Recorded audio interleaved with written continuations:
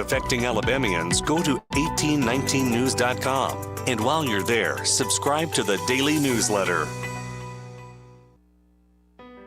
You can't control interest rates. You can't control housing inventory. And you definitely can't control what the national news decides to panic about this week. But here's what you can control. You control your timing. You decide when it's the right time to buy, when it makes sense to refinance, and when to tap into your equity to renovate, invest, or consolidate debt and free up monthly cash flow. Real estate decisions aren't one size fits all, and they shouldn't be driven by headlines or social media noise. They should be based on your goals, your finances, and your life. The smartest moves happen when you focus on what you can control and work with someone who helps you see the full picture. Give us a call at Alabama Home Mortgage today at 334-567-4223 or visit us online at myalabamahomemortgage.com. That's Alabama Home Mortgage, because there is a difference in mortgage companies. NMLS 1586368, Equal Housing Lender. I'm back to doing what I love and more, thanks to the Good Feet store. I suffered with plantar fasciitis for almost 20 years. I would try drugstore insoles and supports. If you suffer with plantar fasciitis, we know the search for pain relief can feel like a hopeless ordeal. I've been through surgeries, foot injections. I thought that foot pain was going to be with me for the rest of my life. At the Good Feet store, we hear stories every day of all kinds of cheap inserts, expensive shoes, and other failed remedies people have tried that just didn't work. I was trying all different things. Not a single one worked. And then I was driving past the Good Feet store, and I thought, why not? Give it a try. They wanted to make sure that they gave me the right arch support for my feet. Then it was like, okay, this is different. These make a difference. I'm so glad I met Good Feet. It changed my life. Don't lose hope. Give the Good Feet store a try. We're located at 7341 East Chase Parkway in the shops at East Chase. Now hiring. Lewis at the Capital Oyster Bar, and I just want to tell you, if you're in business or got an event coming up and want to do some advertising, wisely spent dollars are spent down here at Blue Water Broadcasting. All the guys are nice, easy to work with, and I see results, I guarantee you. Radio works. It's as simple as that. Call us to find out how radio can work for your business. Blue Water Broadcasting. Local folks helping local business. We get this question all the time. Do you handle that? Buying or selling a home? Yes. Commercial? Yes. Land or investments? Absolutely. Hannah and Eddie Realty Group. One team. Every real estate move. 334-322-0662. The views and opinions of the following program are solely those of the host and other contributors. These do not necessarily represent those of Liberty Acquisitions 825, Blue Water Broadcasting, its management, staff, or any advertisers.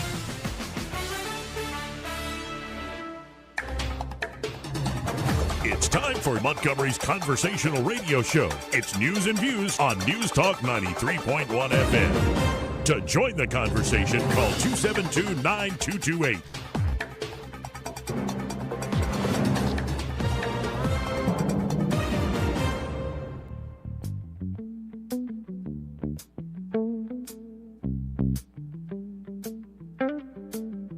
After damning politicians uphill and down dale for many years as rogues, vagabonds, frauds, and scoundrels, I sometimes suspected, like everyone else, I often expect too much of them. This is a Trump country. We live in the Southeast. We drink sweet tea. We don't drink socialist Kool-Aid. Joey Clark. Welcome into the program. Thank God for another beautiful day. Truly beautiful day. Hopefully it's a beautiful show. I think it will be, with Lue Elizondo coming up at 1 p.m. talking about the latest UAP releases. And of course, Montgomery needs a new mayor. Troy Carrico already in studio with me, wearing those UV blocking, blue light blocking shades. I love them. You know, people say, are these sunglasses? And I yeah, no, they're not. But listen, they sent a test kit with it, Joey. I should bring it in. It's got a little white card. Yeah. And you take this ultraviolet blue light, and what it does is it shows you, it leaves like a temporary stain on it, a purple, and then it goes away. But you take the glasses and you shoot through them. Nothing. It truly blocks out all that nonsense that I think we're constantly throwing into our eyes with the phones and the screens everywhere. In this studio, we definitely are inundated with the UV. Yeah. Oh, goodness gracious. Might as well put tanning ball blue lights in there. So, of course, looking forward to your friend, your buddy. You go way back with him, Lue Elizondo. And, of course, he has been one of the main people out there talking about UAP releases, UFOs. Yeah. Had obviously experience working within the Pentagon on this stuff. We did some extensive interviews with him before, but we want to focus in on the latest stuff that's been dropped out by the War Department. I think it's war.gov/UFO. It is the portal, and you can go to it, and it's very well made, and you can click on videos, images, or old documents. In some ways, I find the old documents more fascinating because I was telling you off air, the videos of they released so far, they're going to release more. It comes in tranches every few weeks, they said. But the videos they've released, they're new, but they're not categorically new. They very much look like the Tic Tac. They very much look like the triangle you already saw right. before. Now, you still can't explain them. And, my mind goes all sorts of places. Is that a photographic optical artifact, or is that just something we don't have a good enough image to explain? But then there are certain ones where you're like, okay, that clearly is a craft moving at a rate of speed or moving in certain ways that is unexplainable by technology that's at least admitted to. Agreed. I think what you'll be interested to hear when I was talking with him yesterday, prepping, his biggest thing about this new release is the moon, the stuff with the moon and with the astronaut, the NASA program, and some of the. I don't want to steal it. Well, have you heard the conspiracy that CERN, Apollo 17, right? CERN was told not to come back. That's right. Now, I don't know if I buy that because we can ask him that what he thinks about it, but he's very keen on that part of it, and he also wanted to. I think his thematic for what I took away from him was, and so the listeners know, it's not what they released so much; it's that they are in the process of releasing and acknowledging, and that's the first step to transparency. And one part of this that so far has been released is pretty cool to see the transcripts from the Apollo mission. Oh yeah, man, that's and like just see the old documented stuff. And in some of these cases, I really do think somebody's out of their mind. They took too many drugs, or somebody literally had an encounter with like something demonic, something weird in that regard. Some of these things described are just odd. It's not necessarily advanced craft. It doesn't suggest necessarily advanced civilization or beings. And you got to keep that in mind. A lot of this stuff, UAP, just anything anomalous that can't be understood, it could be all sorts of different things. There's many different things that could be thrown in. I agree. And the idea of chariots of fire and the biblical accounts of these things, just because we don't understand it doesn't mean it doesn't exist. And I think that's the big thing on the UAP program. We see equipment that defies all laws of gravity, all laws of common sense that we have. Do we have technological advancements? Yes, but I can tell you, I've worked very close with classified and compartmented programs. We have nothing that can do a 170 G turn like that instantaneously and stop. Yeah, it makes no sense. But, if you've even had a personal encounter with an alien, folks, or maybe you might have that, or it could be Bigfoot, it could be something that you encountered. And as my layman's advice, I'm not, I'm a man of the cloth, but as my layman's advice, just say a few Ave Marias. That's right. Add to them, and if they run away, then you know that it's good that you said Ave Maria. Knights of Sebast, please come. Now, if they're all for you might be like, or they're just odd and like, what are you even talking about there? Anyway, we'll see. And I'm looking forward to the conversation with Lue Elizondo. Always great talking to him, and he's doing all right after the motorcycle You know what he accident. said? He told me. I said, "So what did we learn from that?" So for your listeners, Lue was, and I'll let him tell it because he tells it in a very funny way. He lives up in Wyoming, near Devil's Tower, believe it or not, and. He is coming around a bend, and there's a bunch of deer there, and he's riding his Harley, and he said 4 seconds to decide what to do, and he laid it down. And you've seen the picture; it's pretty gruesome pictures. That's pretty gnarly what happened to him. But you know what his wife said? I said, "So are you listening to her?" He goes, "Yeah." She told me that I look a lot better now that my face is healing up with new skin. I said, "Good." Yeah, and thank God it was more just on the skin. It wasn't a deep cut. It wasn't deep, but it was road rash. High degree of road rash. Honestly, he's lucky, and I mean, he made an important decision. He told me. He said, "He's blessed." That's what he told me. And blessed is the better word for it. Glad to hear that. Now, of course, also in the news, we have the closeout of the Trump-Xi meeting, U.S.-China relations meeting, and there's so much different. There's so many different reads on this. Yes. And what's interesting is the more hawkish sources. Are like the Chinese insulted us, or the British. You could always count on the old empire. Yes. Like the Telegraph has this thing going. She clearly was in league with Putin, and he was insulting the United States as this terrible place in decline. And I'm like, I didn't get that from the same idea. No, I didn't either. That's why it's called the Telegraph dystopian system in my mind. They just anything anti-America they can hurl with Trump. They do. No, I think China has made very clear their red line is Taiwan. Sure it is. And I said it yesterday. Even if they weren't communist, their red line would be Taiwan. Absolutely. If they were just as American as us, the red line would be Taiwan. There's no doubt. Right. So it's just it's a basic thing, and hopefully that issue never comes to blows, because it seems to me, just correct me if I'm wrong, especially what we've seen in Ukraine, the U.S. is going to keep sending weapons, selling them weapons. Yeah, absolutely. And given what defensive weaponry can do, the only way you would take Taiwan if you're China is if you just blew it into glass. Yes. And I don't know if they'd want to do that. Like, that's kind of not the point of what they want to do with Taiwan. Here's the reality of the Taiwan and the Taiwan Straits. It's 96 miles from the closest point of debarkation and embarkation to debarkation where they could land troops. You cannot control the island unless you basically destroy it with ground troops without projecting that power. They couldn't do airborne jumps. They could try, but they would be shot down well before they would get there. And then at the speed of a normal transport vehicle or even a really good transport vehicle, that's some of the most choppy, rough waters in the world because it's a shallow bed. Yes. And it would take, let's just say you're doing 10 knots, which is really good speed. That's a 9-hour journey. Don't think that the submarines don't have their fangs out waiting for a moment. They're floating Chinese everywhere. It's tough enough if you had no resistance. Can you imagine also like fleets of drone boats? Right. Drone subs, aerial drones. It would be it just would be a nightmare. And suppose you get there, Joey. Suppose you do land one party there. And there's not much area to land on. There's not. Yeah, there's like, it's one big beach. You get lit up, dude. You get lit up. And then the Taiwanese, I believe, have built a lot of their stuff into mountains to where they could take a first wave. So it's just it's an esoteric question for us, but it's an existential question for them. And I think that I pray that won't happen. But it's an all or nothing gamble, right? With Xi on that. If he does want to go that route and he wants to go kinetic, you better hope that it succeeds, or it's going to have strong reverberations for their future. Here's what the Chinese Foreign Ministry said. The spokesperson for the Foreign Ministry, Mao Ning.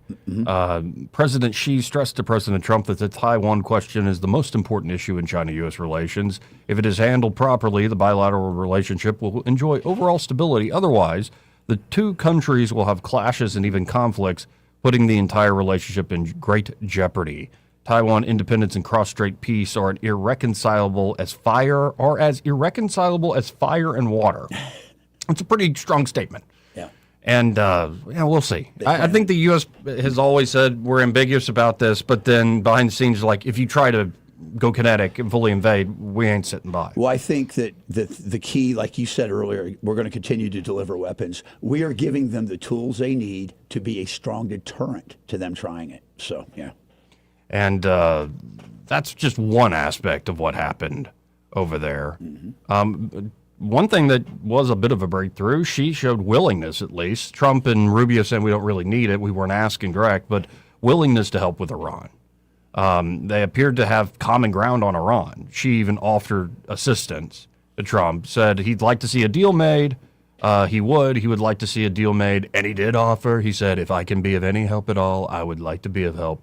Trump told Fox's Sean Hannity, anybody that buys that much oil has obviously got some relationship with him, Trump added. He'd like to see the Hormuz Strait open. He said, if I could be of any help whatsoever, I would like to help. An estimated 45 to 50% of China's crude oil imports flow through the Strait of Hormuz, which has effectively been shut down due to the war. Rubio noted the Chinese indicated they are not in favor of a militarizing the Straits of Hormuz, and they're not in favor of a tolling system, and that's our position. So there was a lot of common ground there, which is a good takeaway. We'll see how quickly that gets resolved with Iran. That's a whole other question at this point. Who do you deal with? Who do you deal with? That's really, there's factions now that have developed. I could see the potentiality of a new Persia being broken into sects and groups. So it's very real. The longer this goes on, the more likely it is that you might find the Baluchis or the Kurds start to get more autonomy. So yeah, Trump brought dozens also. This is, say, the trade deals, investment sort of thing. Trump brought dozens of business moguls along for the trip, and he's landing massive investments and striking quote-unquote fantastic deals, but details have been limited so far.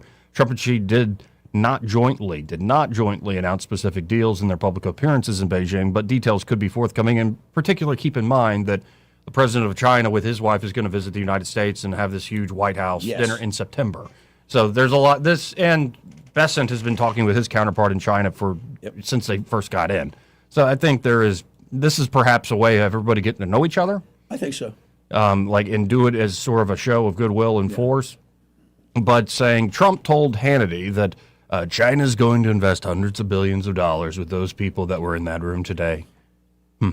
Of course, that included Elon Musk and Jensen Huang.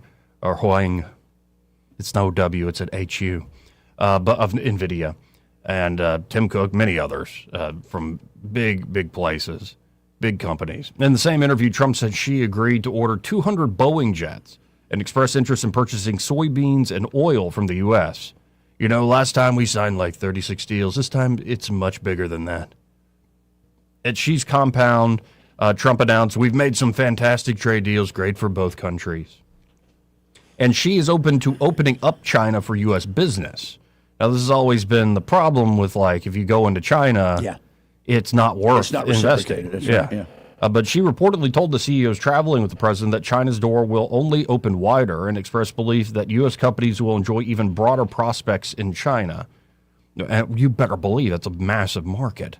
But can you actually play ball without, in particular, security worries? Absolutely. And trade secrets. Yep. And all sorts of stuff like that. So did you see what he said about farmland purchasing? A little bit, yeah. He said, look, it's more of a market issue than an ideological communist takeover. And he kind of basically said that previous administrations were trying to stop it, but I see it just as market playing out. So it means have at it, basically, I think is what it means to China. Plus, he also approved over 500,000 visas, or going to approve over 500,000 visas for new Chinese students to come. And doctoral research. And a lot of the right on X in particular, the immigration hawks, are not too pleased with it. But here's Trump actually at the clip. This was Trump on with Sean Hannity. Long interview he did with Hannity, about 40 minutes, explaining his thought process, at least, on the 500,000 Chinese university students. Yeah. It's 500,000 students, they come, good students. I could tell them, I don't want any students, is a very insulting thing to say to a country. They would then immediately go out and start building universities all over China. But if you don't have those students, good students, by the way, if you don't, and we do another thing, you know, if they're good and they want to stay in America, we won't give them a green card and things like that. You know, and that not only them, but other countries. But if you want to see a university system die, take 500,000 people out of it. It's 500,000 students, they come, good students. Yeah. So it would be insulting and it would destroy our university system. And unfortunately, this is a reality people rightly have been complaining about, is the amount of Chinese students, and it's not just Chinese, but amount of foreign students coming in particular Chinese, that are ready to pay full freight to universities and give donations on top of that, and provide essentially free research assistance, teaching assistance across the board, as opposed to Americans who might want a scholarship or not want to pay full freight. Yeah, and so it's why was the gain of function research being in China? Right. Why was this, that, or the other being done in China? Because it became, especially starting in the 90s, this trend of just offshore to China. Absolutely. Or had China just supplement us here at home. Yes, and I think that there's two levels that you can look at this, like you just mentioned, what you just, to your point. Yeah. But there's also the idea that industrial espionage comes from, and brain drain from that program.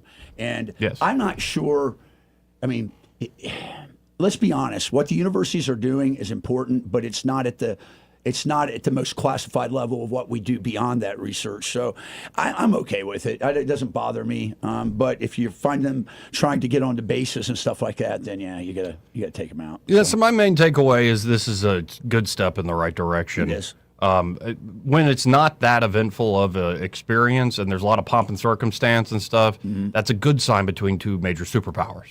Like, you don't want it to be eventful necessarily. Now, it'd be great if you get the sort of like over the top deal and all this stuff, but just a stair step, and with the president coming back to the United States right now, seeming to be beaming and happy and confident, and the president of China coming to the United States in September. Yeah, you've set up the table. It is, and I don't know if you saw, I think the biggest win was for Boeing. Boeing announced 250 new. That's a big deal for Boeing because they needed it. That's the first major purchase of over 200 aircraft in more than a decade. So now let's go to the phones at 272-9228. That's 334-272-9228. Line one, you're on there. Who's this? Hey, this is East. Hey, East. How are you? East. I'm doing well. Hey, look, I wanted to comment on yesterday evening. I had to work rather late. I was just spinning the dial and came across public radio, and they opened up their broadcast by saying nothing significant happened to the president while he was in China. Mm-hmm. And then later in their broadcast, and that made me mad, I turned it off, and then I turned it back on later on, just to turn the radio on. And then they go, we sold 200 Boeing airplanes and soybeans. Now, we're selling soybeans to China? Yeah. That's where soybeans came from. I believe that the president could sell freezers to the Inuit Eskimos. You know, it's incredible. It is, and it's a reflection too, East, of the fragility of the agricultural environments for China. They have a lot of water issues. They don't have you're right. They did. Hell, they invented pasta too, right? So durum wheat. The thing is, they cannot. They are 60% or greater in dependency on food stocks. So yeah. Yeah, I'm saying nothing truly like world historic came out of this, but there's definitely like the groundwork for deals and things that were actually announced. So. Well, right. And the lesson there is I can't depend on public That's radio. what I was going to ask you. What were you doing listening to? Why did you do that? I just turned on the radio and I was spinning it around because I'm really not into the financial stuff that dominates afternoon talk. So, you know. You don't want to do Dave Ramsey's envelope system? Oh, no. And eventually I'm going to land probably on the vault or something, you know. So that's just the way that works. You know, I have a confession to make to both of you. I remember covering NPR Addict. Oh, yeah. When I would drive to the Pentagon and when I was working in D.C., I'd leave about 5:30 in the morning. Of course, All Things Considered, it comes in. The morning show they do. And, you know, one of the things I loved about public radio, they might be telling a story about maybe it's a sawmill somewhere in North Georgia, and they started out, Joey, and you hear that. Oh, yeah, no, it's like very immersive. It's theater of the mind. Yeah. It's Very like you're right immersive, there, yeah. and that's cool. They used to be that way, Troy. I know. And I mean, ever since Click and Clack went off the air, Mm-hmm. they kind of lost me. But now all they seem to do is everything's an agenda, you know. And it's I'm just tired of being preached to. Do you remember the attorneys that represented Click and Clack? You remember their name? No, we cheat them in house. That's right. See, we cheat them in house. Yep, that's right. I love it. That was great radio. That was. I remember listening to it. Yes, sir. Hey, you guys have a good weekend. Thank you for the show. Appreciate Yes, it. sir. Let's go to line 2. You're on there. Who's this? Hello. Is it me or someone else? This is Hello? you. Hey, how are you doing? Oh, sorry. I had the audio so I could hear better. I just was calling to say hi and to see if have I missed Lou is going to be on there, or is that coming later? Coming at 1 o'clock. Thank you very much. Good timing. Very good to hear from you. Thank you, sir. 272-9228 again, if you want to get in on the conversation. And again, Lue Elizondo. Luis Elizondo joining us, talk about the latest UAP, UFO releases by the government and what might be forthcoming and how it's more than just the videos and the documents and the images that are out there, which it's great. Website's very fascinating if you're interested in this stuff. But it's the process itself that is happening is the big deal. One of the things that's concerning to me, though, and also to him, is since we worked inside the system, is the layering that goes on. Now we have a new program called Pursue, right? And that's the presidential unsealing of whatever it is, UAPs or whatever, but it's called Pursue. So you worry about layers of bureaucracy and just being more layers of the onion, but so far so good. Yeah, we shall see. And I'm seeing a clip here, Trump on Air Force One on Iran's latest proposal. I looked at it, and if I don't like the first sentence, I just throw it away. If they have any nuclear of any form, I don't read the rest of their letter. Yeah, it seems to be his red line right there. Anyway, we'll be right back after this. Want to carry News Talk in your pocket? Download the News Talk 93.1 app from the App Store. Available on iPhone and Android. Never miss a moment. Download now. For For too long, Alabama's statewide news companies have shamed us for our conservative Christian values. Alabama deserves a news company that cherishes our culture, a company that isn't bought and paid for by the powers that be. 1819 News is that company. Run by Alabamians for Alabamians, 1819 News celebrates what is good and beautiful about our state, while exposing those who work against our values in secret. Just go to 1819news.com to learn more. Subscribe to our newsletter. That's 1819news.com. A man who's done a fantastic job, Sheriff Matt Gentry. Thank you. When Alabama families needed protecting, Matt Gentry answered the call. For nearly 30 years as a Marine, a deputy, and now the Sheriff of Coleman County, he's stood between us and danger. Now, Matt is taking that same no-nonsense approach to the Public Service Commission to stand up for Alabama ratepayers and fight back against liberal green energy agendas that threaten our way of life. From small farms to front porches, people deserve someone that will fight for them, someone who understands them and understands their struggles. I'm Matt Gentry. I'm asking for your prayers, your support, and your vote for the Public Service Commission.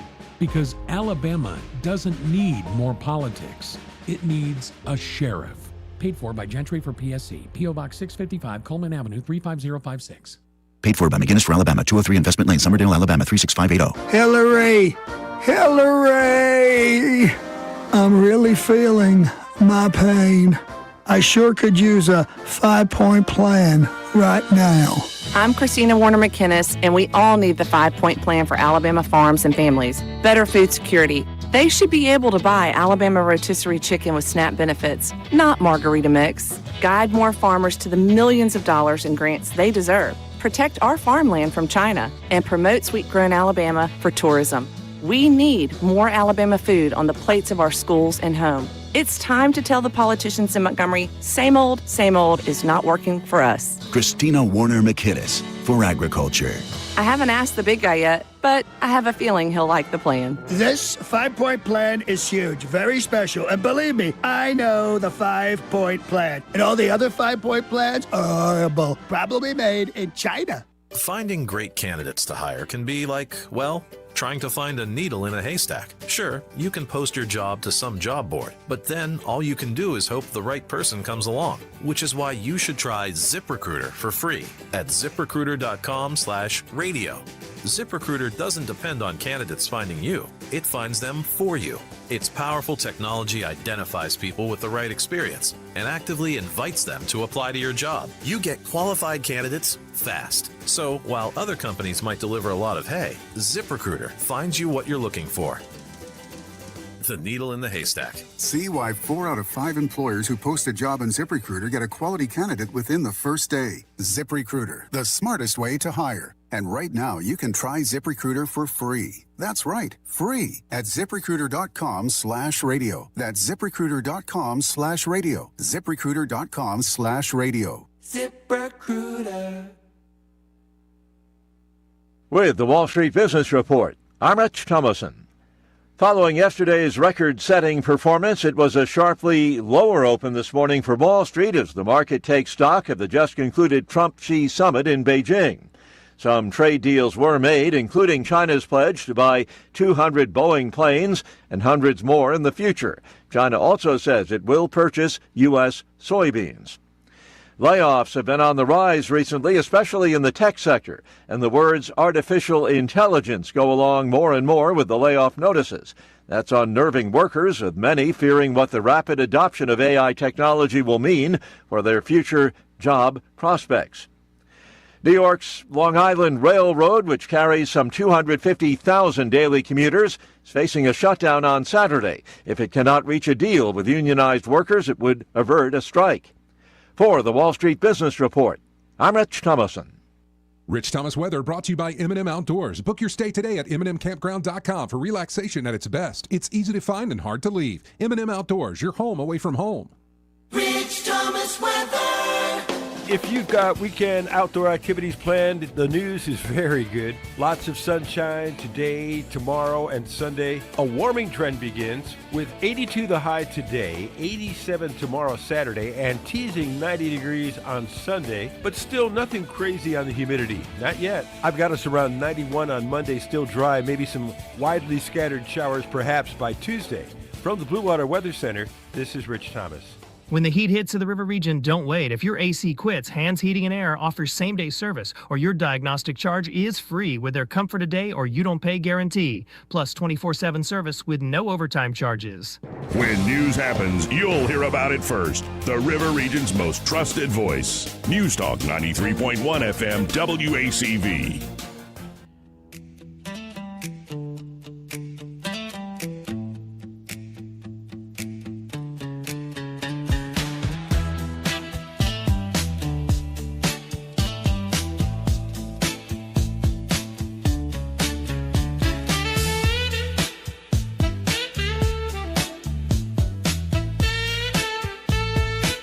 Joey Clark. Welcome back.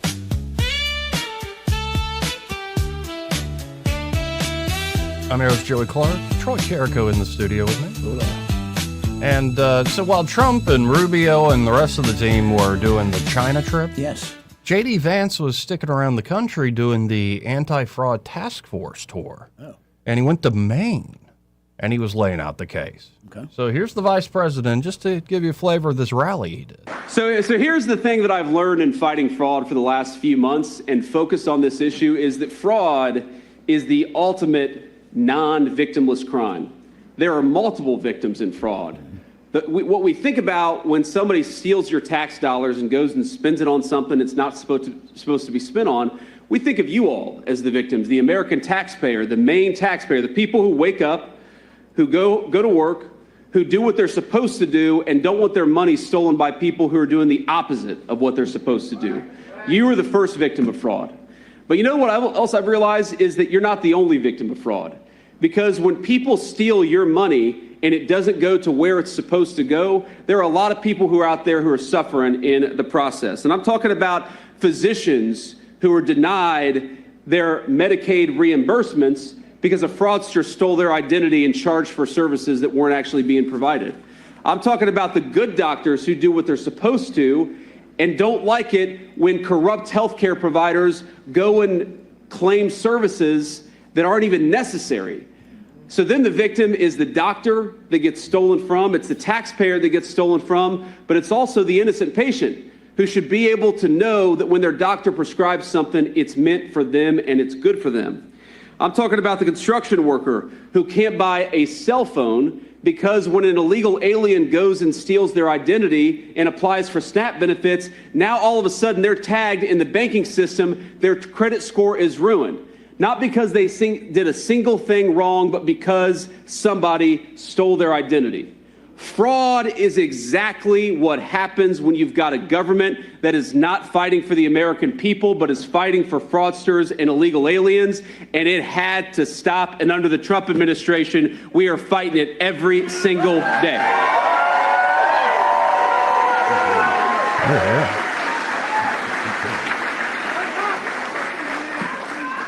And again, it is every single day I learn of something new. I learn about people who say that they're claiming for hospice services, but in fact, they're not providing any services and they're making hundreds of millions or billions of dollars in the process.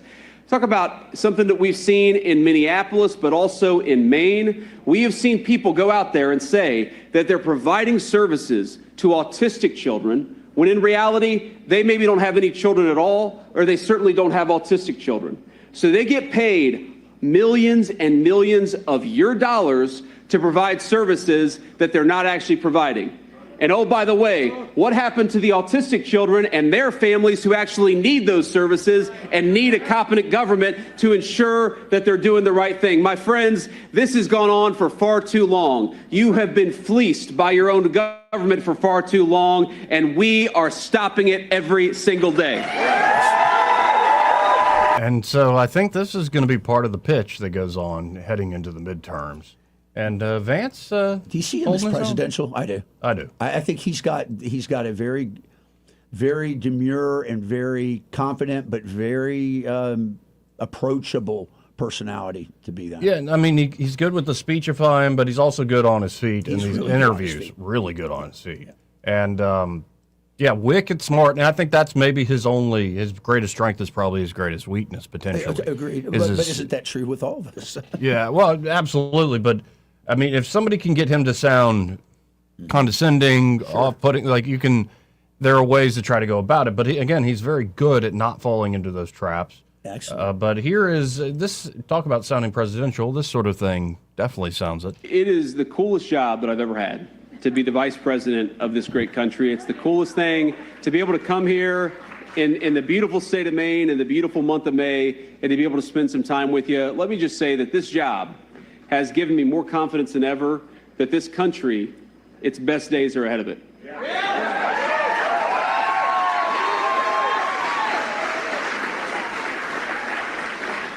As much as I am sometimes frustrated by Washington, D.C., as much as I'm sometimes frustrated by the politicians who seem to care more about illegal aliens than they do the citizens of this country and the citizens of this state, what I've learned over the last 18 months is that we have the most talented, the most compassionate, and the toughest people anywhere in the world. Ladies and gentlemen, America is the best country, and it's going to be the best country for many years to come. God bless you all. Thank you for having me. It's good to see you all. Now, but they've got this new thing where they're now doing questions from the podium, from the press. And I think this is they did it during the 24 campaign. And I think it brings out a different side in everybody. In particular, Vance is quite good at it. Of just, like I said, on his feet. He's literally on his feet at that podium, big crowd. And so a reporter is going to try to trick him and stump him on the fraud in Maine. And, let's listen in to how J.D. Vance handles this particular one. My question is, what else do you got? What else has your task force flagged that we should be concerned about? Because those amounts are a lot, 46 million, 1.7 million, but they don't really compare to California and Minnesota. What else should we expect from your task force? Thank you. Let me say a few things. So, ladies and gentlemen, we've got biased reporters in all states. It's okay, trust me. I can handle it. But here's what I'd say. A few things. Number one, you talk about the scale of the fraud being less in Maine than it is in California. Well, California has a population that's much higher than Maine, so that's not necessarily a fair comparison. Number two, we've frankly been at this less long than we have in Maine than in other states. Okay, this is something where I would say, you notice a pattern, and you're right, innocent until proven guilty. But what I've noticed is a pattern. That when you see certain types of fraud and certain types of programs, that's the tip of the iceberg.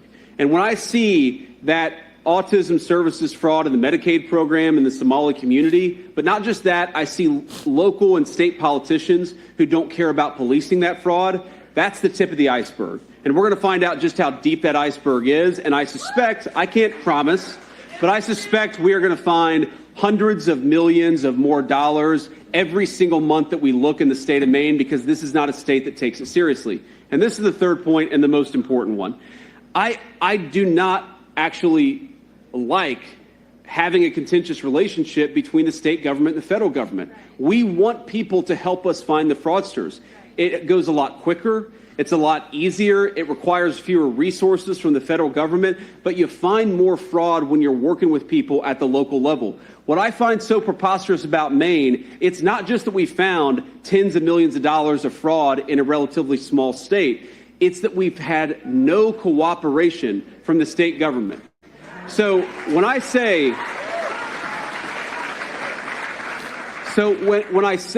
that the state government, when I say this is the third, maybe the fourth worst state when it comes to fraud, what I mean very simply is that you've got a governor and you've got a set of bureaucrats that don't care about fraud. And all I'm saying is Donald J. Trump and J.D. Vance, we care about fraud. We care about the people of this state, and we care about your tax dollars going to where it's actually supposed to go. My question. Yeah, I wouldn't want to be on the other side of the debate with that fella. No, he's sharp. He's a Ohio State graduate, so that's what you need to know. Hey, did you see? Let's back up for a minute on the China event. Did you see who was in the reception line for Trump? Who? Huckabee, Sarah Huckabee, Tillerson, McMaster, Kelly. Only one missing was Milley, which, of course, we wouldn't let him in anyhow. But isn't that interesting that was like the 2020 team, but they were there in China in the reception. I guess they went on the first China trip. So I thought it was interesting. I thought it was kind of bring the same people on that met them the last time. It kind of maybe makes they sense. built relationships. And I saw with another clip where she was shaking everybody's hand in the cabinet, and he stopped the longest at Stephen Miller. Yeah.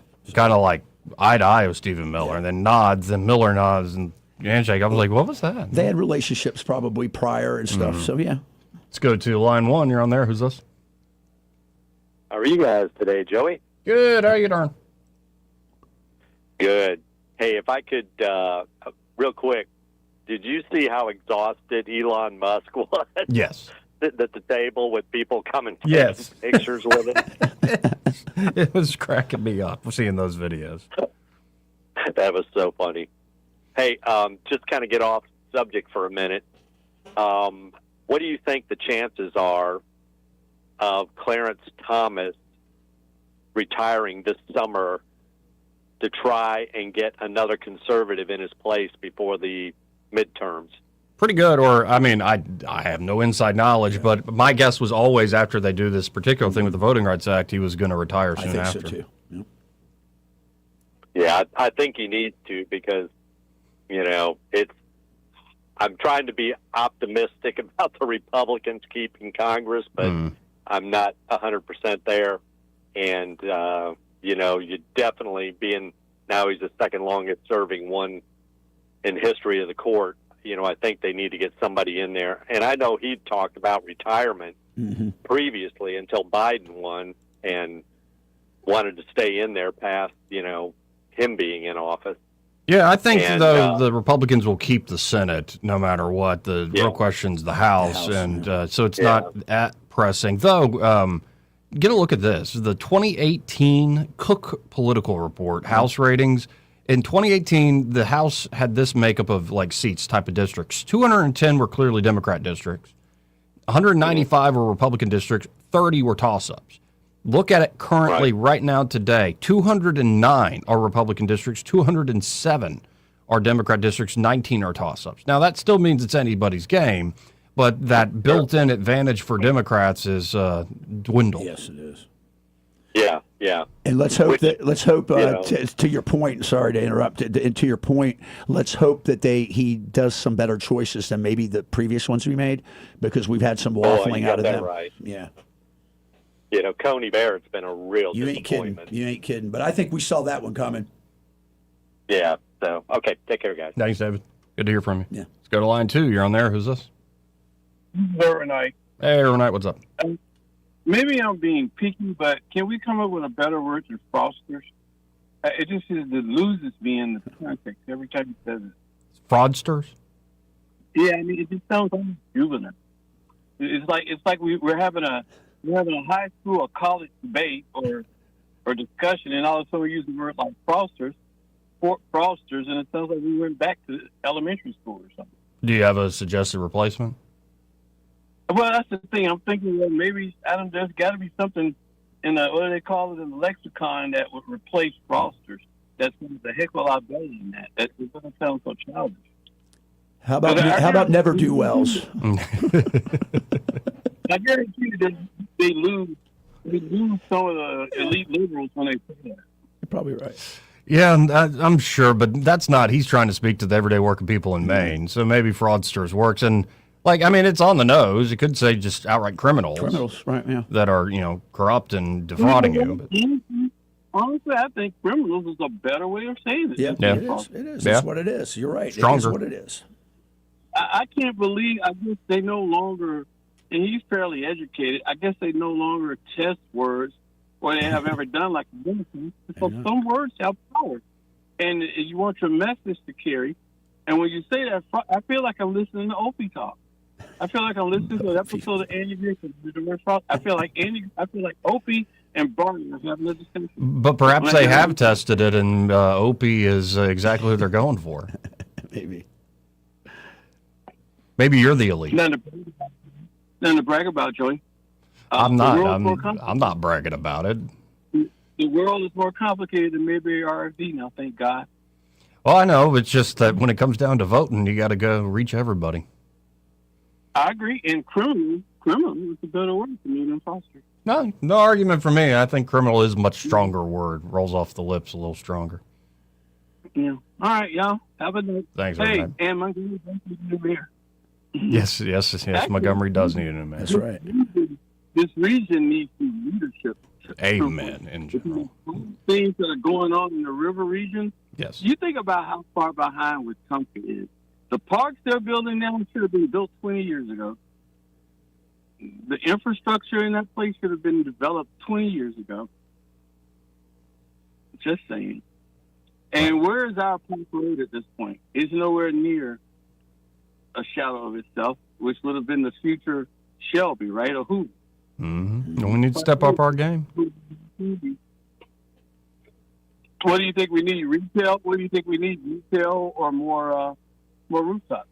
No, I think it's not necessarily all that plays into it, but I think it is a leadership element, in particular, a sort of synergy between all the hub, the central metropolitan hub, and the surrounding areas, and moving and rowing in the same direction. Then all that other stuff figures itself out. I got to go. Have a good one. Appreciate it, man. This part of the program brought to you by Pest Pro Services. And they're at Pest Pro. Ashley and that great team are ready to help you out with your pest control needs. And especially if you're looking for a great local company. Absolutely. Maybe you've been disappointed by other companies, or you're not sure when they're going to show up. Right. But why not get on the monthly subscription with Pest Pro? They come by on a regular basis. They don't even have to go inside, and they can take care of it for you. And while you get that relationship going, you could add, like, say, mosquito protection, so you actually can enjoy the outside area, like the front yard, the front porch, or the backyard. Or perhaps you got something that's in your crawl space. Oh, boy. They can get rid of it there at Pest Pro. And, of course, they offer termite services. Maybe you have an acute problem with fire ants. Huge network is growing out there in the yard. So Pest Pro is the place to go. Great local folks, like I said, right there at Main Street in Millbrook, and great success story out of the pandemic.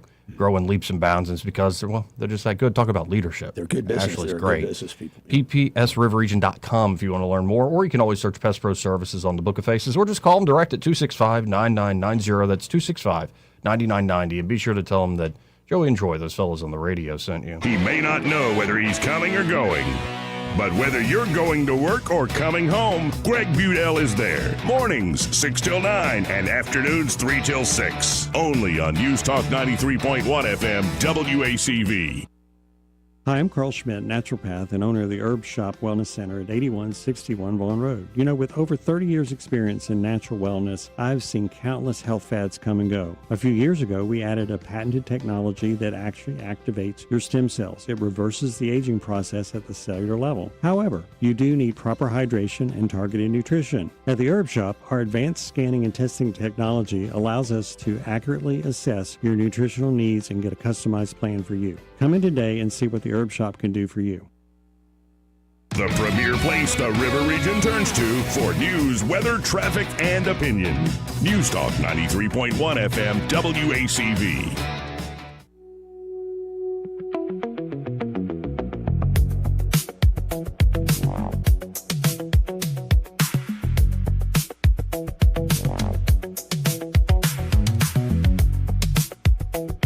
Joey Clark.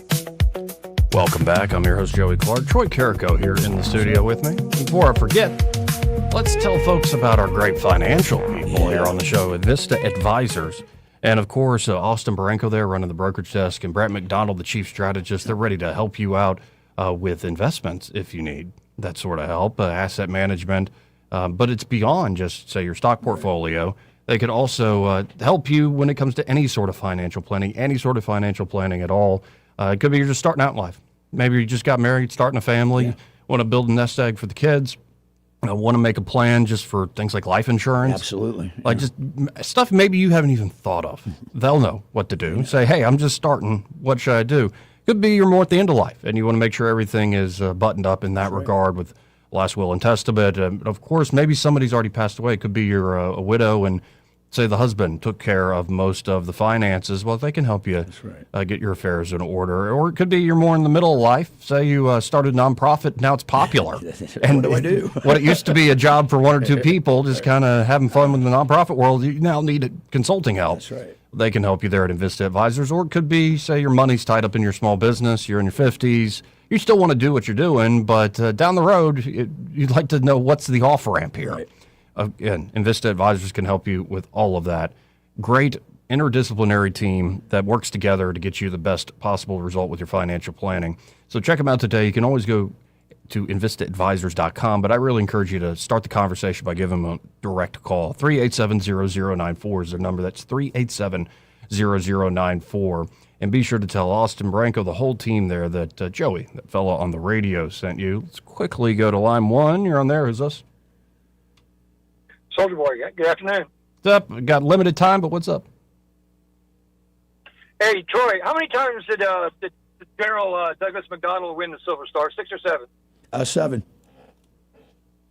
7? I believe it's 7. I believe it's 7. Unbelievable. Yeah, I believe it's 7 because he had. I think he was 6, and he had one after the service that was awarded. Posthumous. Yeah. It was posthumously, right. And he also got Medal of Honor? I believe so, yeah. He was unbelievable, he man. was a man amongst men. A man amongst men. You ain't lying. Not just a story people tell the story about. I just want to give you a heads up. Troy, what day is the bombs going to be start dropping in Iran? Well, listen, I've got to consult my Oracle at Delphi or my 8-ball that's on my desk, and I will ask you. I told you to stop playing with the Ouija board. Yeah, that's not good for your soul. Yeah. Because, Troy, you've been stationed over there before. I was in the green zone in Baghdad, okay? Yeah. And I work with the colonel in the Ministry of Defense of Iraq, right? And tell me one thing, they will always do, these people do nothing but lie. There's no sense, you're only meeting them just for the sake of pleasing the press and the media and everything. But these people lie and only understand one thing, and that's force. Period. That's true. That's true. The sword. And you know what's funny? When Lou comes on, I'm going to tell him, Inshallah, brother, and he'll know what it is. Well, Soldier Boy, I appreciate it, man. I got to run. Bye, buddy. Yep. Again, we do have Lue Elizondo joining us here in just a moment. Y'all stay tuned. Talking about the latest UAP, UFO disclosures from the government. A lot of great stuff to get into with Lou. He's got a tour starting off, too. Oh, yeah. I'm looking forward to that. From Roswell to New York City. Love it. So y'all stay tuned. We'll be right back after this. Broadcasting from the Riverside Chevrolet Master Control Center, this is WACV Cusada, News Talk 93.1 FM. When it's Chevy, it's Riverside. With SRN News, I'm Bob Agnew in Washington. South Carolina Governor Henry McMaster has called his legislature into a special session to discuss congressional redistricting. That makes the Palmetto State now the latest front in the nationwide redistricting battle that could determine the outcome of the 2026 midterm elections. 2 people inside a small plane found dead on Thursday after it crashed into a house in Ohio. It exploded into flames. There were no immediate reports of any injuries inside the home. The Akron Fire Department says that 4 people lived there. None of them were injured at the time, even though that house and another nearby did have to be evacuated. The Texas Supreme Court today has refused to declare that Democratic lawmakers who briefly fled the state in 2025 to block a vote on new congressional voting maps pushed by President Trump had vacated their office. On Wall Street right now, the Dow Jones Industrial Average down 397. This is SRN News. If you want unlimited talk, text, and data on a super fast network, Big Wireless will sell it to you right now for as little as $70 a month. Or you can buy it from Pure Talk for half of that. I'm talking about unlimited talk, text, and data for just $34.99 a month. But wait, there's more. When you switch to Pure Talk, you'll be switching to an American wireless company that's committed to keeping 100% of its customer service in this country. I appreciate that. In fact, that's why I switched. I also appreciate the way they support our vets and our skilled workforce. Dial pound 250, say micro, and get unlimited talk, text, and unlimited data for just $34.99 a month. That's pound 250 micro. Stop paying twice what you need to pay for the service you want and switch to an American wireless company. that actually stands for something. Rich Thomas Weather is brought to you by Clark Heating, Air, and Plumbing. It's time to schedule your spring tune-up with Clark Heating, Air, and Plumbing. Don't wait. Schedule today. Give them a call at 334-277-2125. Alabama certification number 88007. Rich Thomas Weather. If you've got weekend outdoor activities planned, the news is very good. Lots of sunshine today, tomorrow, and Sunday. A warming trend begins with 82 the high today, 87 tomorrow, Saturday, and teasing 90 degrees on Sunday, but still nothing crazy on the humidity. Not yet. I've got us around 91 on Monday, still dry, maybe some widely scattered showers perhaps by Tuesday. From the Blue Water Weather Center, this is Rich Thomas. From the Blue Water Broadcasting News Center, these are today's top stories.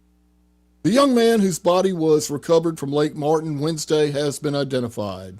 24-year-old Jaden Barreto, a student from Georgia, was on a boat with a group of friends celebrating graduation. Barreto was seen jumping off Chimney Rock but never resurfaced. Following an hours-long search, Barreto's body was found on an underwater shelf about 50 feet deep. Montgomery police are searching for a suspect involved in a fatal shooting last weekend. 41-year-old Tony Julius was shot and killed in the 300 block of North Decatur Street around 6:30 Saturday evening. Police say the suspect is a black male last seen driving a white Ford F-150 truck while fleeing the scene. Crime Stoppers is offering a $1,000 reward for information that leads to an arrest. Montgomery's own Clarence Carter passed away Thursday at the age of 90. The legendary blind singer had recently been diagnosed with prostate cancer. Clarence Carter was born in Montgomery and rose to worldwide fame with soul and R&B hits in the late 60s and 70s. Some of Clarence Carter's best-known songs included Patches, Strokin', and Slip Away. From the Blue Water Broadcasting News Center, I'm Sky Mosley.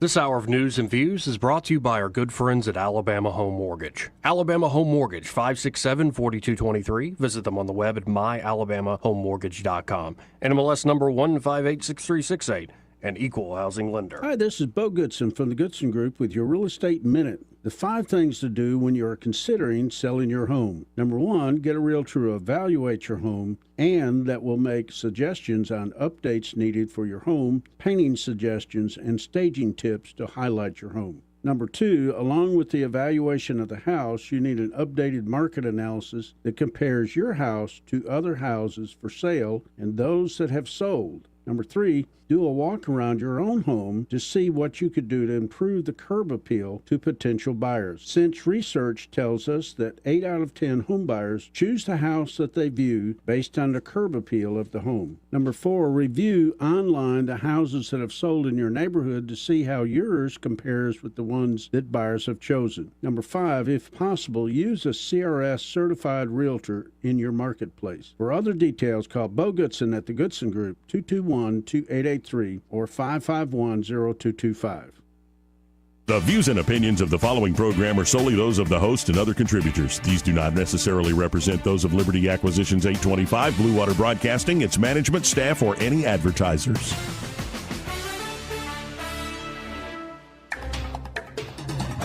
It's time for Montgomery's conversational radio show. It's news and views on News Talk 93.1 FM. To join the conversation, call 272-9228.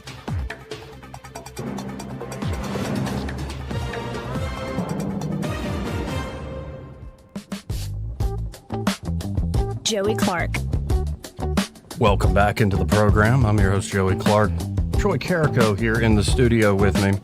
And let's bring on now, as promised, and really looking forward to this, we have a #1 New York Times bestseller, Lue Elizondo, on the program, returning to the program. Lou, how are you today, kind sir? Brother, I am doing better than I deserve. I always joke with people at my age, any day above ground's a good day. Yes. Well, and Troy showed me some of the, I'll be praying for you after that motorcycle incident there. Yeah. Well, I tell people sometimes don't be a Lou. Where I live here in Wyoming, we don't have a helmet law. So very foolishly, I was leaving my place of business at night. It's maybe 3.5 miles away from my home on a little country road. And I did not wear a helmet, and a mama deer and a baby jumped out in the middle of the road. And long story short, I decided to avoid hitting the deer and instead eat an asphalt sandwich. And the result of that, it was, I won't go into a lot of detail here, but yeah, it definitely rung my bell. And so for any of you who ride motorcycles, please, please, please, again, don't follow my lead. Please wear a helmet. And what did your wife say about the after effect of it? You're better looking, right? Yeah, she thought I was actually better looking. You know, look, my wife obviously did not marry me for my looks. I had the complexion of an old leather wallet. And so after the accident, you know, I call it microdermabrasion. Now I look like a new leather wallet. Well, glad you're in one piece, man, because I mean, you've got a lot going on, and especially with the news, with what the government's doing in these releases, there's so much to talk about. But the way I brought it up at the beginning of the show here is like when I see particular videos, particular images, it's new, but it's not categorically new. It's similar to some stuff that's already been out there. But is it not that the process itself, that the government's doing this right now, is the really big deal here? That's absolutely correct, Joey. I couldn't have said it better myself. Look, if you were to just go back 8 or 9 years ago, where are we now? Well, we're light years ahead, excuse a pun. We are at a point now where our government is taking this very seriously, both in the executive branch and the legislative branch. Members of Congress have been briefed and provided classified briefings. You now have former presidents coming out and acknowledging it, former directors of the CIA. I mean, it's happening. And, you know, a lot of people, I think, might have been initially underwhelmed with the first, you know, quote unquote tranche release of information and videos. But I disagree. If you actually look what was actually released and what was said, first of all, they acknowledge that there are literally tens of millions of documents that are in the possession of the U.S. government, and they will be released in tranches. Many of these documents are actually still in paper form. So what does that tell you? It means they're very historical. Mm-hmm. And then two, you know, you have these release of NASA photographs that were taken from the moon, the surface of the moon during the Apollo missions. And if we look at this from a time perspective, back in the late 1960s, early 1970s, there was nothing that we had, no satellites orbiting the moon other than the lunar module that was there to rendezvous with the lunar lander. So when NASA comes out and says to you, look, it's very possible that these things, these pictures we have here are of real objects, right? Let that sink in for a minute, because this is the same NASA that last year said they don't have any information and there's nothing to show. And now here are photographs from the surface of the moon that actually show something. And oh, by the way, let's not forget that the astronauts, some of their audio was also included.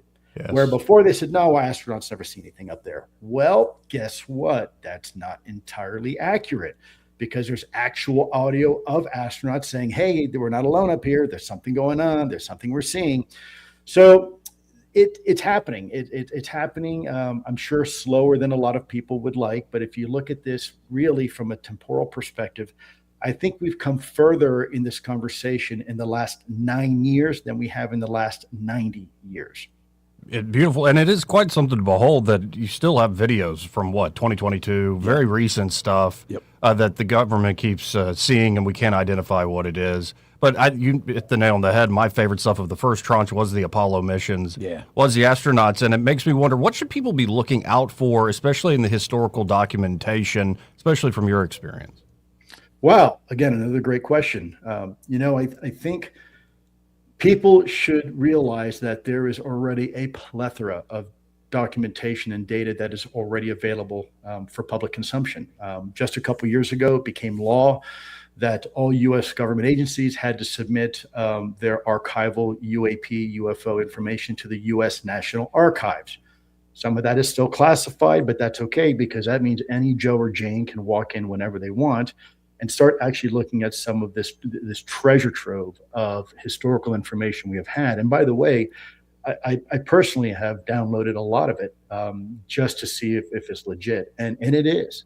You have some incredible documents there from, at some point, head of the FBI, J. Edgar Hoover himself, head of the CIA, the White House, a lot of correspondence where the subject line of these memorandums are UFO.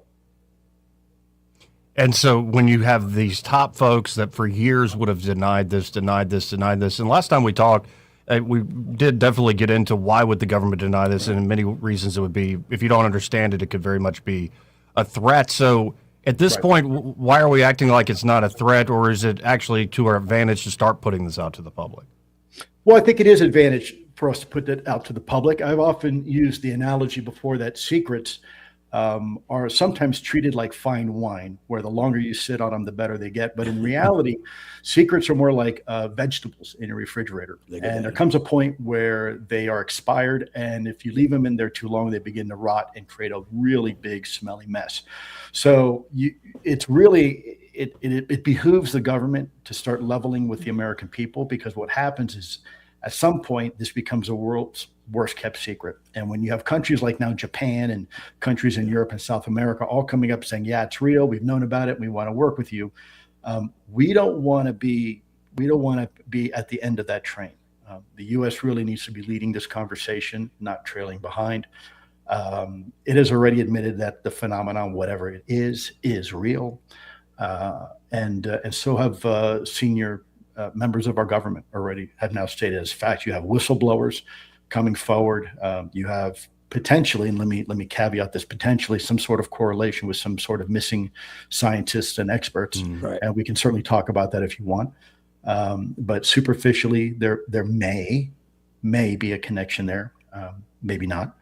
And there's a lot of information now that's beginning to come forward to the American zeitgeist. So I think it behooves the American government to level with the American people, because after a while, the longer you keep that secret, the more you're going to lose credibility. People are going to start asking the hard questions like, why were you lying to the American people?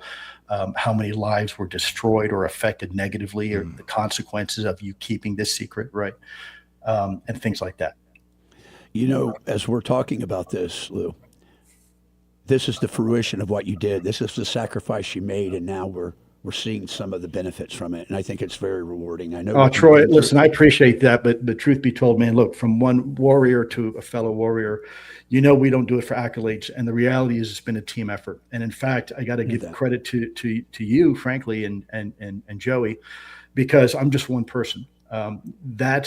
This is being amplified now. This is beyond Lou and his colleagues.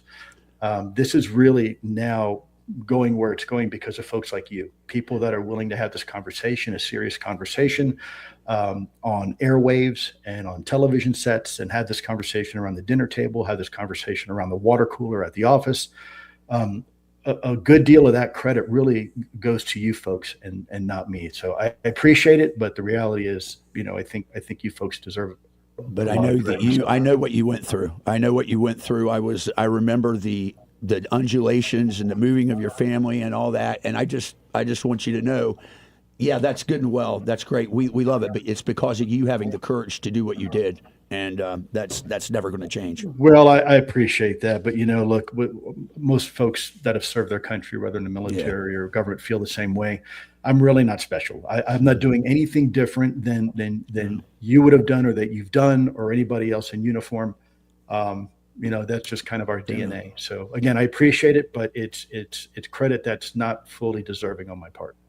Well, and again, folks, we're talking to Lue Elizondo. You can always go to X at Lue Elizondo. And it looks like you have a big tour coming up, the Persona Non Grata tour. Like, I love it. PNG. Especially if folks like love the taste of what we're talking about here today and want to go see you in person, how can they do so?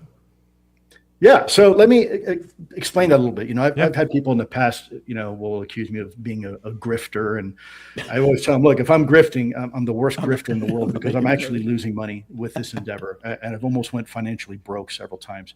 The reality is, the reason why we're taking this show on the road is because this is a grassroots effort. It is now time for the public to have this conversation for themselves, and so if you add up, you know, so if someone's going to pay a nominal fee for a ticket price, keep in mind that I have some incredible guests coming to speak to the American people, where you, the American, can ask any question you want, completely unfiltered. So, for example, in Dallas, we have Representative Eric Burlison that's going to be there. Eric Burlison right now is tip of the spear of this conversation in Congress. You, as the American people, don't need to go through Lue Elizondo. You can ask him directly any question you want. Now, keep in mind, people say, well, you're charging for a ticket. I said, well, yeah, because I'm paying for their transportation. I'm paying for my transportation. I'm paying for lodging. I'm paying for Ubers.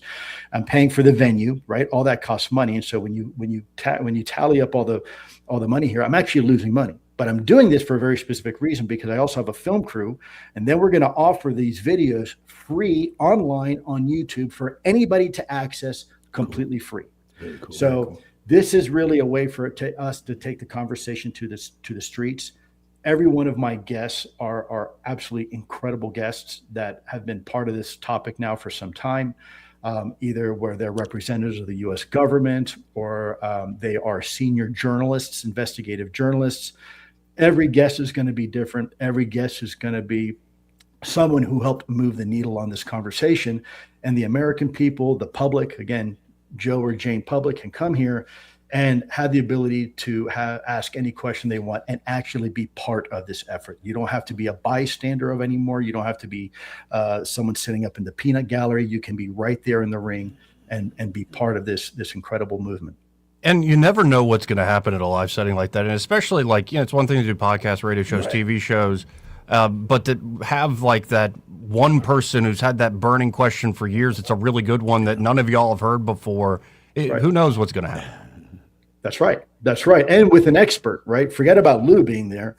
I'm just going to facilitate. You're going to have some really, really great people there that are going to be, I think, helping change the conversation and inspire, right? So, for example, I've got Miss Jennifer Brody. That's also going to be one of my guests. I think she'll be at Dallas with us. She is a writer for a lot of the stuff that is consumed by the American public. Like what? Well, Star Wars, for example, or Stranger Things. She is also an author, right? And so we're going to be able to ask questions on how does reality impact and affect entertainment, and how does entertainment impact reality? Now, if people say, well, there's no real relation, I'd say, well, I beg to differ. Look at someone like Steven Spielberg. He has definitely helped change the American zeitgeist on the way we look at things. So there is a relationship there. And for those who happen to be fans of these types of productions, well, you can be there and you can shake the person's hand and again ask any question you want, completely unfiltered. Yeah, and I think I've talked to you about it before, but I'm very much a life imitates art kind of guy. Yeah. And what is it? I think it's Percy Bysshe Shelley that poets and artists are the hierophants of an unforeseen fortuity or something like that. Right. And it's it's very much, it's amazing to see what an artist even thousands of years ago comes up with. And all of a sudden now it's becoming a reality. That's right. I can't help but think that the name for this tour was probably has some reality basis. I know P&G, when we were working in intelligence, P&G is a bad word. That's right. That's right. I came up with a title because, I've been before. Yeah, I've been virtually and proverbially P&G because of what I did stepping out and having this conversation. Right. And, I own it, man. I own it. I think there's some virtue there. So it ain't your first rodeo, is it? It ain't your first rodeo, is it? That's right. I proudly wear that badge of honor. Absolutely. So could folks just look up Lue Elizondo Persona Non Grata Tour online and they should be able to find it? Yeah, I feel cheesy doing this, but you can also go directly to my website. It's luiselizondo-official.com. And there's information there. But really what I want to do is my purpose with this is to bring the American public now, put them squarely into the driver's seat, take the conversation to the streets, right? How many tours, how many stops are there? So because of my motorcycle accident, I had to postpone the East Coast tour. So the West Coast tour, I think, is like 9 locations. Wow. Okay. And I have to drive. I finally have clearance to drive for a longer duration. I still can't fly because of the punctured lung and some other stuff. Yeah. So I'm going to be driving to these locations. So it's going to be kind of a mad 2 weeks for me, but certainly very well worth it. And again, some of these guests are just going to knock your socks off. They're going to be wonderful, wonderful opportunities for the American public to stay engaged and be informed, and vice versa. Here's a great way for the American people to look at a congressman in the eye and say, hey, look, I like what you're doing, or you know what, I think you need to do X, Y, Z instead of ABC. Now, I want to shift to, we talked about the historical aspect, but With the more recent stuff, is there a certain thing that attracts, say, the UAPs? Like, is there like certain areas they keep showing up in, almost like they're interested in certain aspects of what we can do? Yeah, again, fantastic question. There are hotspots. The U.S. government has recognized those hotspots. Tend to be around large, not always, but exclusively, but they tend to be around large bodies of water and usually around some sort of nuclear equity, whether it's nuclear power plants, nuclear propulsion, nuclear weapon systems. And yes, there are hotspots that have been identified by the Pentagon as having increased UAP activity.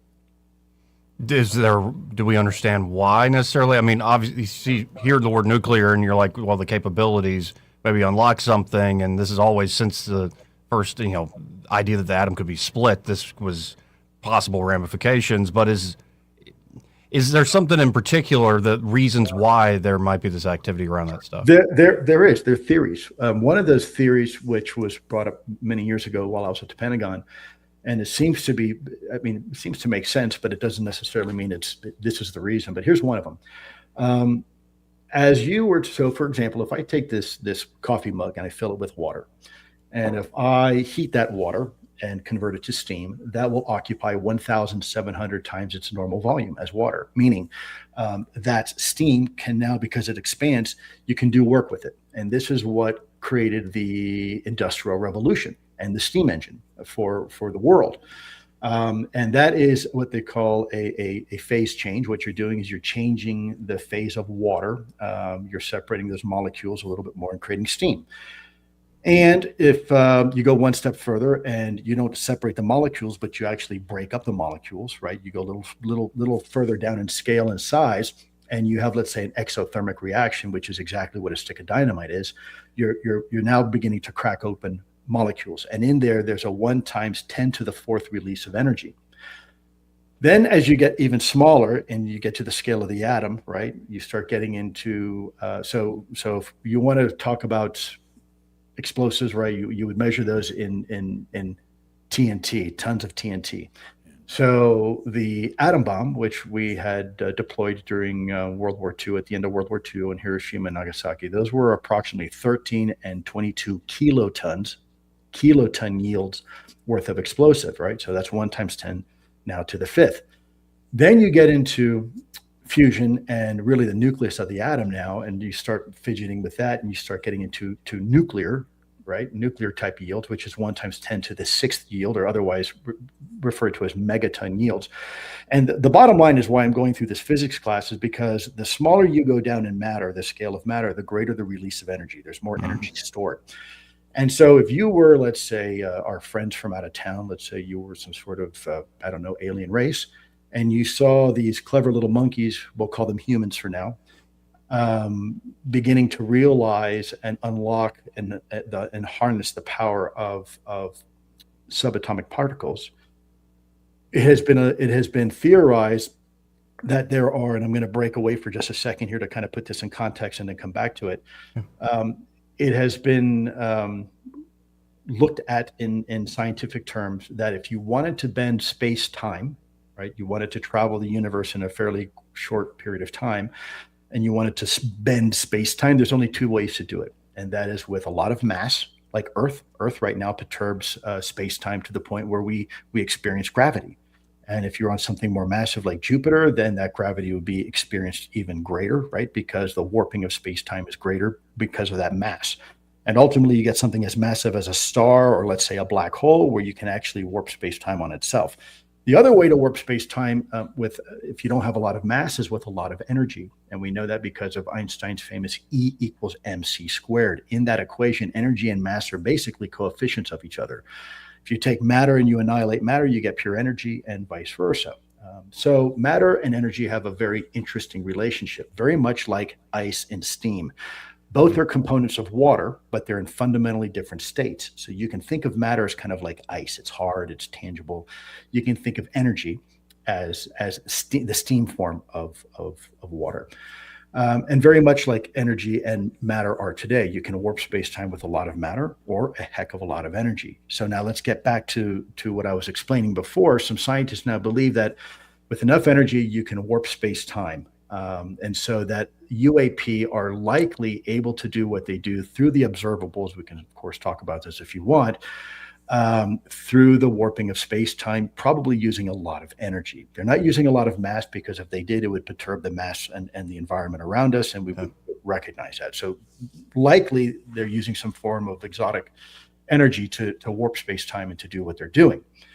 So that being said, if you are a friend from out of town and you see these, these little interesting monkeys, hairless monkeys walking around and fidgeting with matter, and all of a sudden you realize, hey, these little monkeys here are probably 50 years to 150 years away from being able to do what we do, meaning they're getting to the point where they realize this relationship between energy and warping space-time, and very soon these little monkeys may be on our doorstep. These little monkeys we call humans may be actually able to do what we do. And what happens then? Well, what happens when you go to a zoo now, right? You go to the gorilla enclosure and you see the cute little monkey, the gorilla eating a banana, and maybe they're pruning each other, and all that's great. But what happens when that gorilla, for some reason, now finds the key with the zookeeper? Maybe the key falls off the key ring and is now in the cage with the monkey, right? With this big gorilla. The gorilla soon realizes how to get out of the cage. And when that happens, what do? Well, you better grab little Johnny's hand, because now you've got an 800-pound silverback gorilla on the loose, right? Now it's Harambe. It's not some little cute little silverback eating a banana. Now you have an animal that potentially could be a threat to you. And let's face it, we as humans have been very violent in the past and continue to be violent towards each other. So it is possible that perhaps maybe their interest in our nuclear technology is not really our nuclear technology. It's how much we are understanding and how much we've developed in our understanding of mass, energy, and subatomic particles. It's remarkable, and there's so many different ways to go with this. Let me set up the next question this way. If I start looking at the historical documentation, hopefully more, and I believe more will come out in these new tranches. One thing I'll be looking for is technology that maybe existed long before we had the means, that was found, long before we had the means of creating it. But then other stuff I would probably be looking at in some of this documentation, like certain reports of anomalous activity. I'd be like, I think that person needs to see an exorcist. So there seems to be a few different dynamics here of, I know it could be watch sci-fi, it could be like it's the Vulcans looking out for, when the human beings get warp drives. It's prime directive. or it could be like angels and demons of, there are certain angels that don't want us to destroy ourselves, and certain demons that would love to encourage us to keep going down certain avenues. And you see these little introductions of things that we have found throughout our history. It just seems like it's creating more questions than answers, and I'm saying that's a bad thing. But am I on the right track in looking out for what's about to be released by the government? Yeah, I think you are. I think it's prudent, and I'll also go a step further when you are talking about intent, because really what you're kind of honing in on is what is the intent of these, whatever they are. And from a national security perspective, and I'm going to kind of put my national security hat on for a minute, because that's kind of the world that Troy and I come from. It's a very simple equation to determine if something is a national security threat. And you have two things. You have capabilities versus intent. And we have seen some of the capabilities. We see the instantaneous acceleration and the hypersonic velocities and things like that, but we still have no idea the intent. And so therefore, it is impossible to make any type of conclusion whether or not these things are or are not a threat. And so for some out there that tend to, I guess they get irked to the fact that the government takes this as a potential threat, my response is, you want that. Look, we're not going to do anything necessarily to instigate anything, but if I'm a national security guy and there's even a 5%, hell, there's even a 1% chance that something could be a threat, then I have to assume it can be until I can prove it's not, right? And that's just due diligence. And so that's just being prudent. And so I want elements of my government to always pay attention to what's going on, not assume it's a threat, but presume it has the potential to be a threat, right? Until we're sure it's not. And I think that's just prudent way to do it. Now, if you were to ask me personally, Lou, are these things a threat? Well, that's a different conversation. Most of the time I get asked from a national security perspective, and I say, well, we got to figure it out. There's an analogy I've used over and over again to kind of illustrate this point, if I may share it, Joey, for just a second with you and your audience. So Joey, you mind me asking, without going into detail over the radio, what city do you live in? Montgomery, Alabama. Okay, in Montgomery, which I presume, because obviously it's a big radio station there, and I presume you probably live in a relatively decent neighborhood. Without going into specifics, if I ask you the question, Joey, at night, do you lock your front door at night before you go to bed? I do. That's right. And you know what? I do too. And the reality is most Americans, I think, with the exception of a few, probably do the same. And not that you're expecting anything bad to happen, but just to be in the abundance of caution, we lock our front door. In fact, some of us may even go a step further and we'll go ahead and secure the windows too, and just make sure that they're locked. And so let's say one morning you come downstairs to have a nice hot cup of coffee, right? And you walk downstairs and all of a sudden you see size 11 muddy boot prints on your living room carpet that were not there the night before. Now, no one's been hurt. Nothing's out of place. Nothing's been stolen. But despite you locking the door the night before and locking the windows and maybe even turning on your alarm pad inside your house, there are now boot prints in the middle of your living room floor that were not there the previous night. My question to you is that a threat? And my response is, well, it has a potential to be a threat until we figure out whose shoes they are. So we should probably, pay attention to it. Amen. I think that's right on the money. And Troy, you have something? Yeah. I was gonna state that, as I think this through, and we're talking about does life imitate art or does art imitate life? I can't help but think that it's life imitating art in this case because I think of Gene Roddenberry and how visionary he was with some of the concepts and ideas, and now we see them manifest. But I really wanted to say this, Joey, is so you're telling me the U.S. Navy's concerned about transmedium aerial vehicles going in air and then going underwater under carrier strike groups, right? Right. Yeah. I mean, look, the reality is if you have a technology that we don't have, we're sure it's not ours, and we're pretty sure it's not foreign adversarial, then whose is it, right? And it's been able. Let's go down the logic trail here for a second, gentlemen, if I may, and for the sake of your audience, let's just say it's Russian or Chinese, okay? So we've been dealing with this now since the Allies were in World War II, called Foo Fighters, and of course 1947 with Roswell, New Mexico. We've been dealing with this now for decades and decades. You mean to tell me that right at the very end of World War II, there was a country that had a technology to fly? By the way, we had barely broken the sound barrier and we hadn't been to space yet, right? Some country somehow in total secret developed this technology where they can travel at hypersonic speeds, right? Travel in space and travel underwater completely undetected and over our sensitive military installations. And for the past 80 years, the 16 intelligence organizations of our country failed to even identify it once coming from a particular country, right? So if that was the case, that means this would be the greatest intelligence failure in the history of our nation, eclipsing that of even 9/11 by an order of magnitude. Because that means for the last 80 years, someone somewhere has developed a technology in secret and has deployed it multiple times over and over again, and we still have no idea whose technology it is. This might be a strange question, but I'll just be upfront. I've been spending a lot of time in prayer. In particular, I've been reading St. John of the Cross, St. John of Avila, the mystical doctor of the Roman Catholic Church.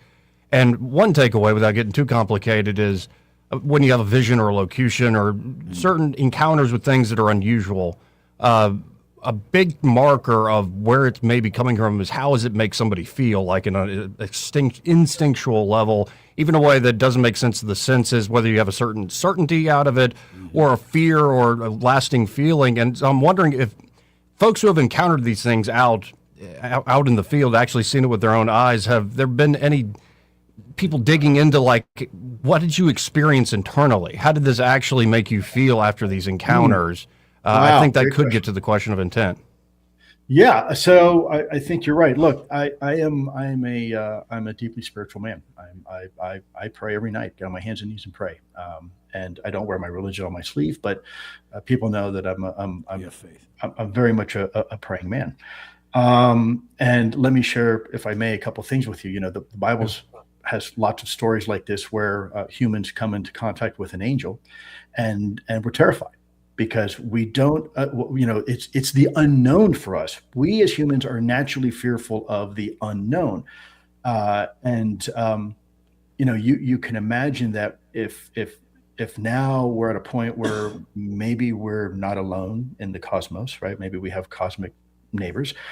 How does that make us feel? How does it make us feel psychologically, sociologically, philosophically, even theologically? Now, I've had plenty of conversations with folks in the Vatican, and I will tell you, they do not see an issue, a contradiction at all between Old Testament and the idea that we're not alone in the cosmos. And in fact, if you remember, not of course you remember the stories of Galileo Galilei, when he first proposed his heliocentric model of the solar system.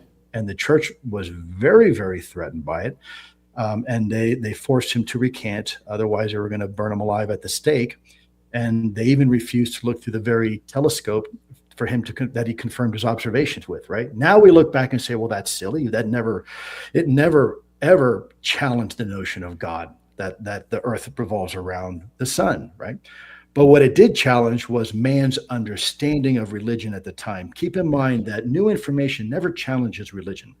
It challenges mankind's understanding of religion. But that's different. That's different than challenging God. This topic doesn't challenge the notion of God whatsoever. And in fact, there was a time where the church would have considered blasphemous if we put limitations on God's providence, meaning we put limitations on what God can and cannot create. So I understand superficially that there may be a rub of this conversation of the topic of UAP as it relates to religion, but a lot of, and most, in fact, religious individuals who I've spoken to include religious leaders and philosophers and persons, clergy and persons of the cloth, they don't see an issue with this. They look at this and say, yep, God's pretty much entitled to do whatever God wants to do. And if this is part of his plan, then it's part of his plan, and we're just going to have to accept it. We as human beings don't do ever very well with new information. If you want to look at case in point, when the conquistadors, during the La Reconquista of the New World, Spain sent their pretty much their army rangers to go to South America, plunder the gold, and leave. But when the Inca first came into contact with the conquistadors, what did they see? Well, they saw this huge boat coming in offshore, and all of a sudden, these knights with metal cladding on coming off on a horseback. And they presumed, because they'd never seen a horse before, that somehow man and horse were one thing. They were a single monster. They didn't understand that, no, it was simply a human being on horseback. That still holds true today. We as human beings have a very hard time looking at new information and A, not being scared, or B, not understanding it. And so there's been many of these paradigm moments in our history, in our life. Another case in point, probably when you were a kid, you remember the old sailor stories about giant kraken out in the ocean and monsters, right? And of course, we laugh about that today, and we're like, oh, come on, that's silly. But you know what? It's true. There are monsters. They're just called the giant squid of the Pacific. They're called great white sharks. They're called blue whales, right? They're not really monsters anymore. They're just part of our new understanding of nature, of our reality. And this may be very much the same thing, where we are now at a point as a species where we have come along, where we're now recognizing that maybe we're not as alone as we thought we were, right? And that there's a whole menagerie, if you will, of God's creatures. Yeah, and I'm definitely in the camp of we need to continue to investigate this, ask these questions, and go where the information leads us. And, there's the whole in the Exodus where Moses is allowed to see God's back, essentially, as God moves past him after God covers him with his hand, and he's allowed to see God's back. And G.K. Chesterton is a great meditation on that, saying perhaps we're just seeing the back of everything in this world. That's not a tree, that's the back of a tree. That's not... So there's this aspect of everything that it's incomprehensible, that's not quite accessible. And so when we do get these glimpses, whether through senses and scientific means or from revelations, as a matter of fact, it's interesting to see the folks that want to shut down the debate or want to have an almost, and I'm sure you've run into this, there's an accusatory scattering spirit that's out there. Sure, absolutely. Absolutely. You know, Joey, you brought up something really interesting about human limitation. There are 5 fundamental senses by which we as humans judge our environment. And for the most part, if you can't touch it, taste it, hear it, smell it, etc., we have no idea it's there. And yet the reality is let's take, for example, human vision. Human vision on the electromagnetic spectrum represents about 0.0035% of the entire electromagnetic spectrum, meaning 99.99% of the universe around us we cannot perceive. It is beyond human vision. So where I live here in Wyoming, if you were to look at a beautiful unoccluded night sky, you say, wow, look at this. I can see the Milky Way galaxy and I see some stars. And maybe even Andromeda, the galaxy Andromeda. Now look at that same portion of this night sky with a radio telescope. Even just one, look at it in the infrared spectrum, and you'll see an entirely different reality around you. You will see nebula and clouds and large Magellanic Clouds that remain invisible to us. But yet that is where most of the universe lies. Look at things like dark matter and dark energy, right? This 99% of the universe is completely invisible to us. And yet that is the reality around us. And then you have another issue too. You know, here's some more lessons in hubris. Then you have a scale issue. So not only are we limited by our senses to view just about everything, right? And interact with everything, but you also have a scale issue. What do I mean by scale issue? Well, right now, astrophysicists opine that the observable universe, the horizon from end to end, if you were to imagine Earth kind of stuck in the middle and we look in one direction and then look in the other direction, opposite, that's about 40 billion light years across.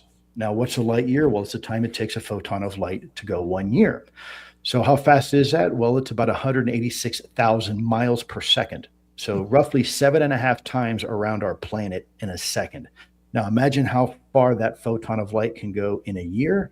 And now imagine how far that photon of light can go in 40 billion years, right? So we're talking an enormous distance, and we as humans are this infinitesimally tiny speck somewhere there.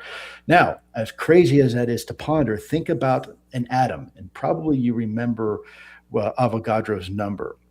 But if you look at the size of let's go even smaller than that, to the size of a quark, and you compare a quark size to a human being, that's roughly the same order of magnitude as we are compared to the universe, meaning that quark is almost the same size as to us as we are to the human being. And that is in another entire universe inside every human being.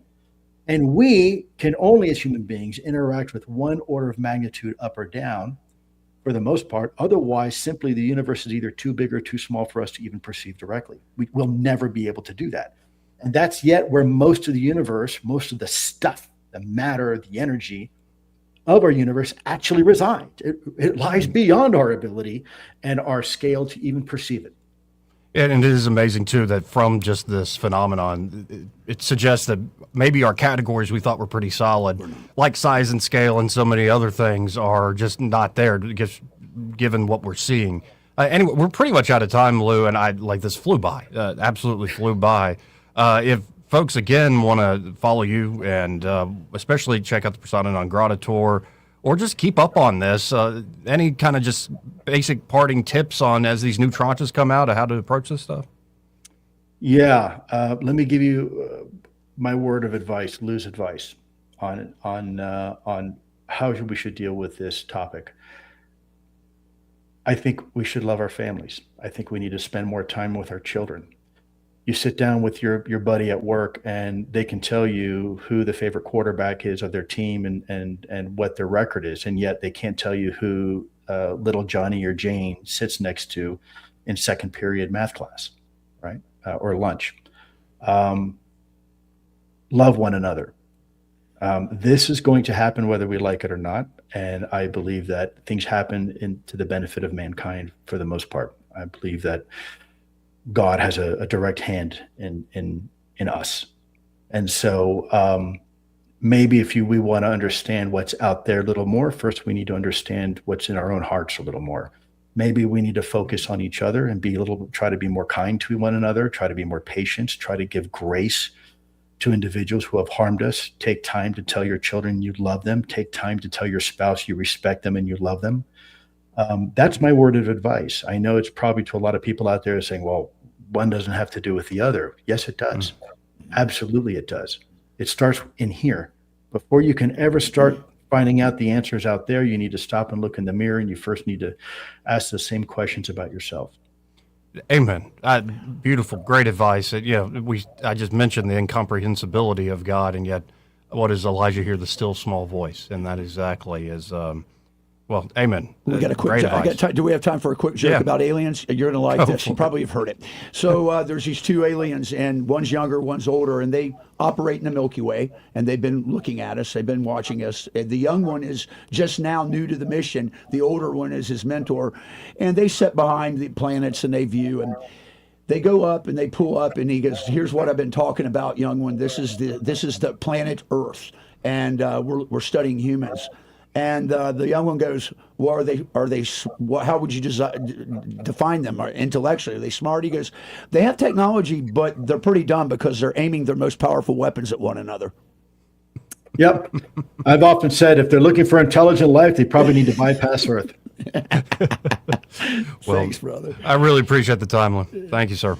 Anytime, and a great thank you to you and your audience and your production crew. Thank you. Again, folks, Lue Elizondo, always great having him on. We have to hit this break. We'll be right back after this. Want to carry News Talk in your pocket? Download the News Talk 93.1 app from the App Store.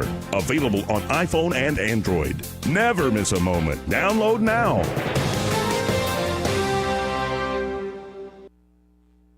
A man who's done a fantastic job, Sheriff Matt Gentry. Thank you. When Alabama families needed protecting, Matt Gentry answered the call. For nearly 30 years as a Marine, a deputy, and now the Sheriff of Coleman County, he's stood between us and danger. Now, Matt is taking that same no-nonsense approach to the Public Service Commission to stand up for Alabama ratepayers and fight back against liberal green energy agendas that threaten our way of life. From small farms to front porches, people deserve someone that will fight for them, someone who understands them and understands their struggles. I'm Matt Gentry. I'm asking for your prayers, your support, and your vote for the Public Service Commission. Because Alabama doesn't need more politics. It needs a sheriff. Paid for by Gentry for PSC. P.O. Box 655, Coleman Avenue, 35056. Yes? Yeah, I'm Bill. You called about some breakers tripping? Oh, yes, Bill. My brother-in-law says you can do almost anything. That's me. Not much I hadn't seen. Do you really want someone who does almost anything in your electric box? Think about that. Because each year, thousands of home fires are caused by faulty wiring. That's why you want a professional, like the electricians at Crosby Electric. Bill, how's it going? Bill, ooh, are you okay? Oh, yeah, well, I didn't really need my eyebrows anyway. At Crosby Electric, all technicians undergo rigorous safety training, as well as background checks, drug testing, and continuing education. Bill, you think maybe I should call a real electrician? No, these little slip-ups happen. Everybody does it. Really? No, not really. When you need professional electric work, or you just like someone to assess your home for safety, call the experts at Crosby Electric, 272-2085, or visit us at crosbyelectric.com. What's your biggest investment? More than likely, it's your home. So treat it that way when you hire a painting contractor. With PBS Painting, there are no gimmicks, no $99 specials. Just quality painting and someone who treats your home with the same respect that you do. At PBS Painting, we have been painting for years and look forward to many more years to come. With PBS Painting, the job gets prepped properly, whether it's cleaning, scraping, or priming. We always use quality products, which is a must for a quality paint job. So if you're looking for a painter that doesn't need upfront money and is on the job at all times, then please give me a call. Scott Bowers and PBS Painting, 294-5122. That's PBS Painting, 294-5122. Look at some of our work on Facebook at PBS Painting Montgomery. This is your roving reporter, and today I'm talking with a political activist. That's right, man. And could you please explain to us your red cap with the letters MMRGA? Yeah, man, this is my MARGA hat. MARGA? Yeah, man, that stands for Make My Retirement Great Again. I see. And to do that, what you need to do is call David Ernest, the asset preservationist. That's right, man. You can call David at 833-596-7233. That's 833-596-SAFE. And I understand that's a toll-free number. Yeah, man. Get David Ernest on the case, and your retirement will be great again. And you make these hats? I do. Here's a whole pile left from the last administration. And they say CPWABD. Yeah, man. Corn Pop was a bad dude. And as you said, there's a whole pile here. Well, there wasn't much demand. I can dig it. Are you tired of the mainstream media's biased reporting? Do you want to stay informed on the news that really matters to you? Look no further than 1819 News. At 1819 News, we bring you the latest in Alabama news, politics, sports, culture, and more. We've assembled a team of journalists with Alabama values dedicated to the truth and the truth alone. Visit us at 1819news.com today. That's 1819news.com. Subscribe to our newsletter. Honest News, Alabama Values. This hour of news and views is brought to you by our good friends at Alabama Home Mortgage. Alabama Home Mortgage, 567-4223. Visit them on the web at myalabamahomemortgage.com. NMLS number 1586368. An equal housing lender. Paid for by McGinnis for Alabama, 203 Investment Lane, Summerdale, Alabama, 36580. Hillary! Hillary! I'm really feeling my pain. I sure could use a 5-point plan right now. I'm Christina Warner McKinnis, and we all need the 5-point plan for Alabama farms and families. Better food security. They should be able to buy Alabama rotisserie chicken with SNAP benefits, not margarita mix. Guide more farmers to the millions of dollars in grants they deserve. Protect our farmland from China and promote sweet-grown Alabama for tourism. We need more Alabama food on the plates of our schools and home. It's time to tell the politicians in Montgomery, same old is not working for us. Christina Warner McKinnis for Agriculture. I haven't asked the big guy yet, but I have a feeling he'll like the plan. This 5-point plan is huge, very special, and believe me, I know the 5-point plan. And all the other 5-point plans are horrible, probably made in China. Rich Thomas weather brought to you by M&M Outdoors. Book your stay today at MNMCampground.com for relaxation at its best. It's easy to find and hard to leave. M&M Outdoors, your home away from home. Rich Thomas weather. If you've got weekend outdoor activities planned, the news is very good. Lots of sunshine today, tomorrow, and Sunday. A warming trend begins with 82 the high today, 87 tomorrow, Saturday, and teasing 90 degrees on Sunday, but still nothing crazy on the humidity. Not yet. I've got us around 91 on Monday, still dry, maybe some widely scattered showers perhaps by Tuesday. From the Blue Water Weather Center, this is Rich Thomas. Big dreams for your home on a tight budget? ASE's $26.26 as you covered. Unlock your home's equity with just $26 in closing costs. No fees, no headaches. Visit your local ASE branch today. Federally insured by NCUA, Equal Housing Lender. NMLS number 420259. Trustworthy, accurate, immediate.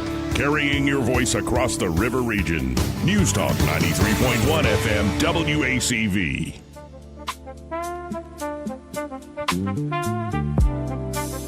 Joey Clark.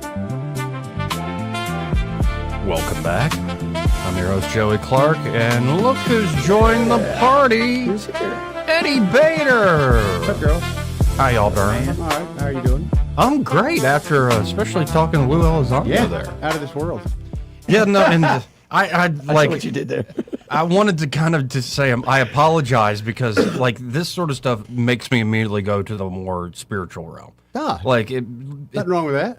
It brings up the same philosophical, theological questions in a lot of ways. But then what's so cool is it butts up against the military, technological, these sorts of aspects, and like what are the secrets of our political system as well.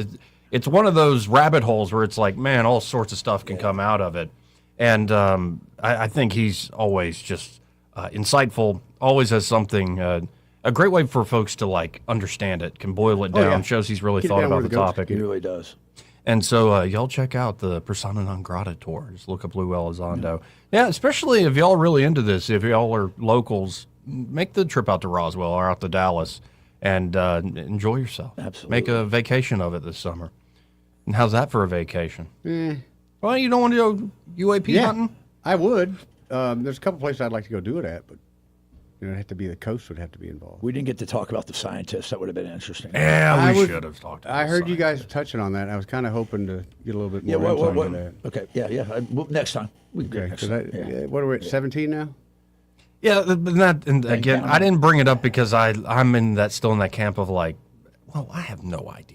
I think we're at. If you have no idea, then why did you ask? Well, no, because I think we're at a pure speculation phase, and I bet Lou would have said that too. We're at a But I think you would also speculate. I think you would also say that there is a correlation between certain individuals going missing. Some of them younger, healthy. Sure. There's some questions that need to be asked. Who's doing it? Or especially the lady that was up in Huntsville. That's what I'm saying. Yeah, no, I'm not against the idea that perhaps whether it's governments or other interests are willing to kill people to keep certain things under wraps. That doesn't. Is this one of the things where you can't handle the truth? What do you mean? Just didn't want I to just ask, literally you can't said handle the truth. I just literally said I could handle the truth. But you didn't ask, though. I mean, you had the opportunity. You can't handle the truth. I could have kissed her, but I didn't. So, you know. I wanted to talk about mysticism, Eddie. All right. Yeah, and she was headed down the road of Mystica. Yes.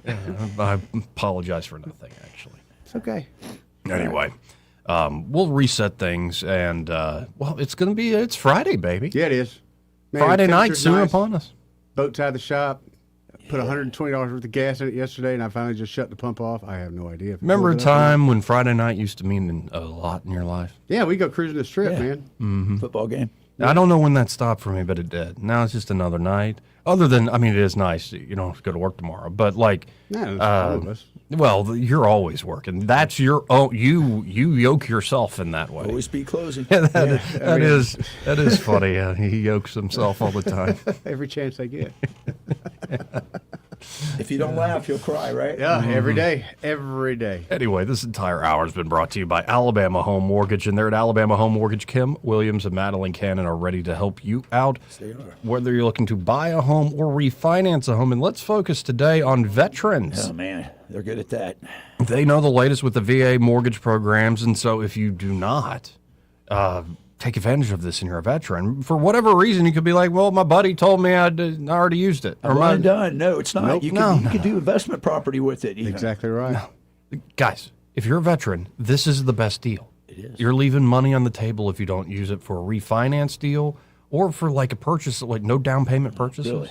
Really incredible stuff. And of course, even if you're not a veteran, they're going to work to get you the best possible deal there at Alabama Home Mortgage, walking you through the pre-approval process all the way to closing day, or helping you refinance to take care of what of those goals might be. Could be you're going on that big vacation. Yes. Maybe you are going to do a tour of all the UAP sightings around the country. You've always wanted to do that in your retirement. Whatever your goals, they can help you out there at Alabama Home Mortgage. So just get in touch with them today at 567-4223. That's 567-4223, or visit them on the web at myalabamahomemortgage.com. There is a difference in mortgage companies like Kim and Madeline. Prove that to you today. NMLS number 1586368, an equal housing lender. He may not know whether he's coming or going, but whether you're going to work or coming home, Greg Budell is there. Mornings 6 till 9 and afternoons 3 till 6. Only on News Talk 93.1 FM WACV. If you're struggling with ED or your performance is down and your belly fat is growing, listen up. You've got one life. Now is the time to act. At Montgomery Men's Health, we're not just healthcare. We're your secret weapon. Don't wait another day. Here's why you need to act right now. Every moment you delay, your condition could worsen. It's not just about sex, it's about your heart, your relationship, your life. Montgomery Men's Health has years of proven results for ED and low T. We've introduced treatments so exclusive, you'll wonder why you waited. Procrastination is the thief of time. When it comes to your sexual health, you can't afford to wait. Join the League of Gentlemen who've walked out of our doors with a swagger. Call Montgomery Men's Health at 334-440-3663 or visit montgomerymenshealth.com. Book your $99 male performance consultation now. Dial 334-440-3663 or visit MontgomeryMen'sHealth.com. Montgomery Men's Health, making it happen. Clogged drain? Overflowing septic? Don't panic. Call the experts who've been solving plumbing problems in the river region for more than 50 years. The Tierce family's local Roto-Rooter team specializes in fast drain cleaning, septic repair, and installation. One call and your troubles are on their way down the drain. That's 272-7130 or visit rotorooteralabama.com. Roto-Rooter, always here when you need us. Call Roto-Rooter, that's the name. And away go troubles down the drain. Roto-Rooter. All the headlines the mainstream media won't touch. Your News Talk station. News Talk 93.1 FM WACV.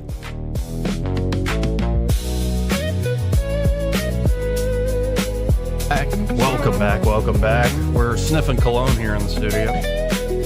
And we're going to make time to talk to Michael Cohen with Cohen's Electronics and Appliances. Yeah, Eddie is literally sniffing that cologne. It smells like Sauvage. We can get to more than that in the next hour because it is Friday. Let's go to Michael Cohen. Hey, Michael. Hey, I'm doing good. How are y'all? Yeah, I'm good. We smell good. We smell good. Here's what we're doing. And you know, I hope cologne isn't in the euphemism for something else. Thank God. Thank God it ain't. With Eddie, you never know, right? That's right. Did you spray that right in your nose? Yeah, pretty much. Yeah. I can taste this one, too.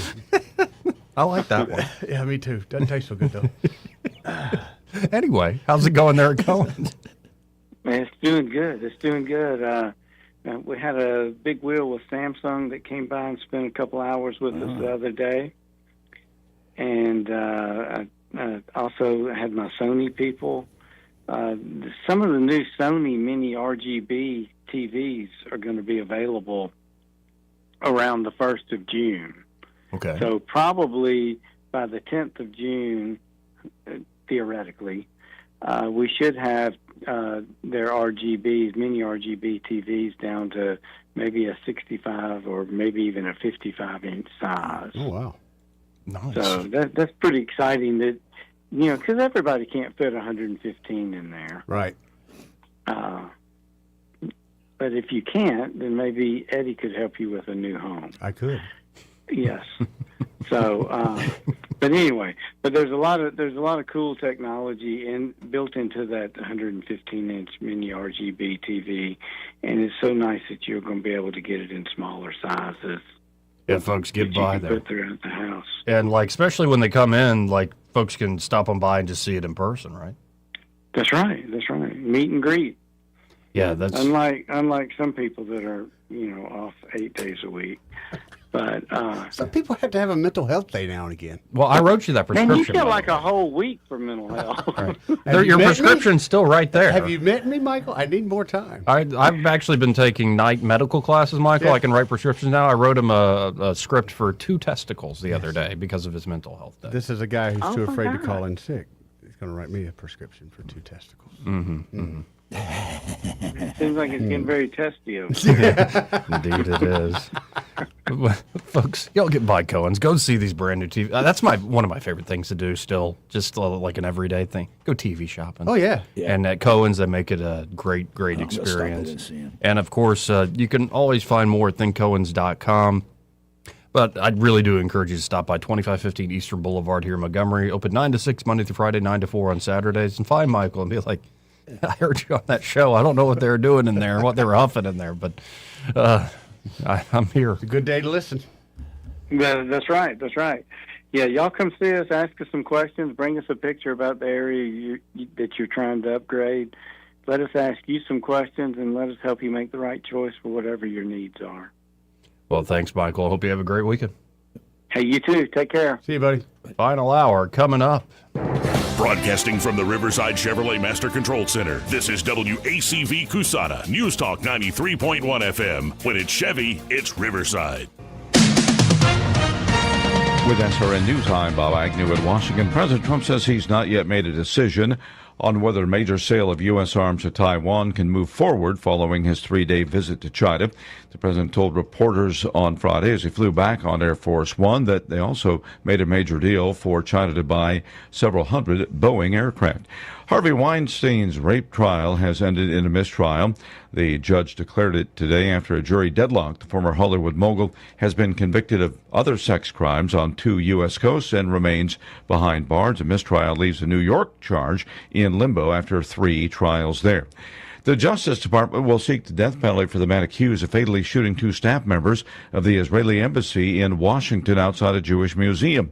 Prosecutors disclosed the decision in a court filing today. Looking to Wall Street, oil prices have been higher, and that tends to drive stock prices lower. The Dow down 459 points. This is SRN News. I talked to a lot of great companies. Very few of them actually literally surprised me, but Fellowship Home Loans sure did. For over 20 years, Mike and Brian and the team there have been helping families do something most people think is more complicated than it has to be. Get into a home, lower their rate, or tap into equity they didn't even realize they had. Everything at Fellowship is done in-house. One roof, one great team, all with a servant-led mentality. From your first phone call to closing, you're going to get people who know you by name. They'll know your situation. They treat you like family. They're also offering a free mortgage checkup right now. Don't miss out. Rates are lower now than if you purchased or refinanced your home in the last few years. Many Fellowship customers are saving hundreds of dollars a month when refinancing, and there are no payments for 2 months. Go to fellowshiphomeloans.com/Mike G, fellowshiphomeloans.com/Mike G, or call 800-510-MIKE, 800-510-6453. Fellowship Home Loans, mortgage lending by the book. Nationwide Mortgage Bankers, DBA Fellowship Home Loans, Equal Housing Lender, NMLS number 8193. The Rich Thomas Weather Network, brought to you by Montgomery Paint and Body. From little fender benders to total body repair, MPB will fix it good as new, maybe better. For 4 decades, the Turner family has been getting you back on the road. Call 279-7325. Rich Thomas Weather.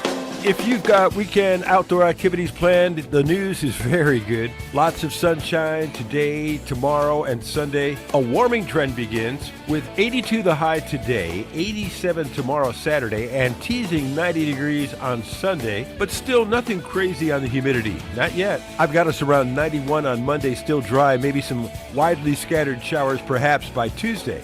From the Blue Water Weather Center, this is Rich Thomas. Budget Floors and More has the best prices. Carpet as low as 69 cents per square foot. LVP starting at $1.29 a square foot. Sheet vinyl as low as 65 cents per square foot. And the lowest prices on flooring installation supplies. Budget Floors and More across from Delray to Publix. 1819 News. Club for Growth, which is a conservative advocacy group, has issued an endorsement in one of Alabama's state races. Club for Growth is endorsing Katherine Robertson as she runs to be the next Attorney General for the state of Alabama. Club for Growth President David McIntosh cited Robertson's legal fights during the Biden administration to stop government overreach, protect free speech, and support school choice. Robertson is currently the chief counsel for Attorney General Steve Marshall. She's in a 3-way race in the Republican primary with former Alabama Supreme Court Justice Jay Mitchell and Blount County District Attorney Pamela Casey. I'll be back with more Alabama stories after this. Some of the greatest blessings is just having people that care about you, to have someone that's just going to love you and make you feel important. They encourage you to be in church. They encourage you to be in prayer. They encourage you to be in your Bible. Now it's a part of my day every day. My house parents planted seeds in me that you can see where those seeds have sprouted in my life and helped change my life. Big Oak Ranch, a Christian home for children needing a chance. A Grand Bay woman was able to get out of handcuffs and get into a scuffle with police in Mobile. 30-year-old Jonty Robinson was arrested in the downtown area as a result of a harassment complaint against her. Robinson was able to get one hand out of the handcuffs. Then she tried to run away and ended up kicking and biting an officer as he tried to detain her. Robinson is now facing multiple charges related to this incident. A military training exercise is getting underway today in Mobile. The exercise involves units from the U.S. Marine Corps and will run until Saturday. This training exercise will involve the downtown area of the port city, and also military aircraft will be seen overhead. I'm Andrea Tice. For more news affecting Alabamians, go to 1819news.com. And while you're there, subscribe to the daily newsletter. At Blue Water Broadcasting, we believe great advertising starts with relationships. That's why so many local business owners trust us, not just for radio, but for digital too. If you're already running digital advertising and you're not seeing results, it may be time to explore your options. Our team takes the time to understand your business, then builds custom campaigns using a multi-channel conversion-focused approach. So whether it's digital display, social media, or you need help increasing your online presence, Blue Water Broadcasting can help. Before your next campaign, let's have a conversation. Visit bluewaterbroadcasting.com. You want your floors to scream new, fresh, and stylish. But if yours are groaning, tired, old, and outdated, you're in luck. Because at Prattville Carpet, you can revitalize your floors while you save on the best brands available with perfect and professional installation and Prattville's unbeatable lifetime warranty. Hi, I'm Ray Bowles from Prattville Carpet. If you're looking for carpet, hardwood, laminate, vinyl plank, or ceramic tile, call us today for your free measurement. Start shopping for your floors right now at PrattvilleCarpet.com. Prattville Carpet, we're more than just carpet. This hour of News and Views is brought to you by our good friends at Cole Plumbing, 279-8919. Cole Plumbing is number one in the number two business. You don't have to dig a hole. They have proprietary pipelining technology. Ask them about their tankless water heaters. Remember, when you have trouble with your bowl, call on Cole. Do you suffer every time you try to wear good-looking shoes, but you don't want to wear ugly shoes just because they're comfortable? The Good Feet store wants to help you wear heels, boots, and dress shoes again in comfort. We're located at 7341 East Chase Parkway in the shops at East Chase. Now hiring. The views and opinions of the following program are solely those of the host and other contributors. These do not necessarily represent those of Liberty Acquisitions 825, Blue Water Broadcasting, its management, staff, or any advertisers.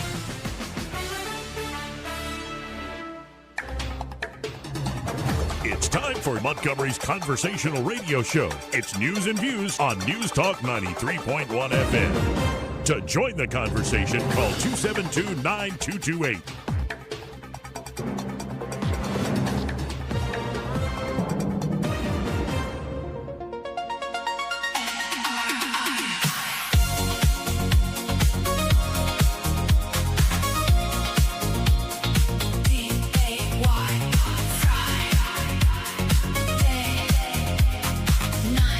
Is cocaine a stronger up? Yeah. So you're way up with cocaine more than anything else you can think of. Cocaine will turn you into a damn owl, homie. You know what I'm saying? I'm a better looking person than Kamala.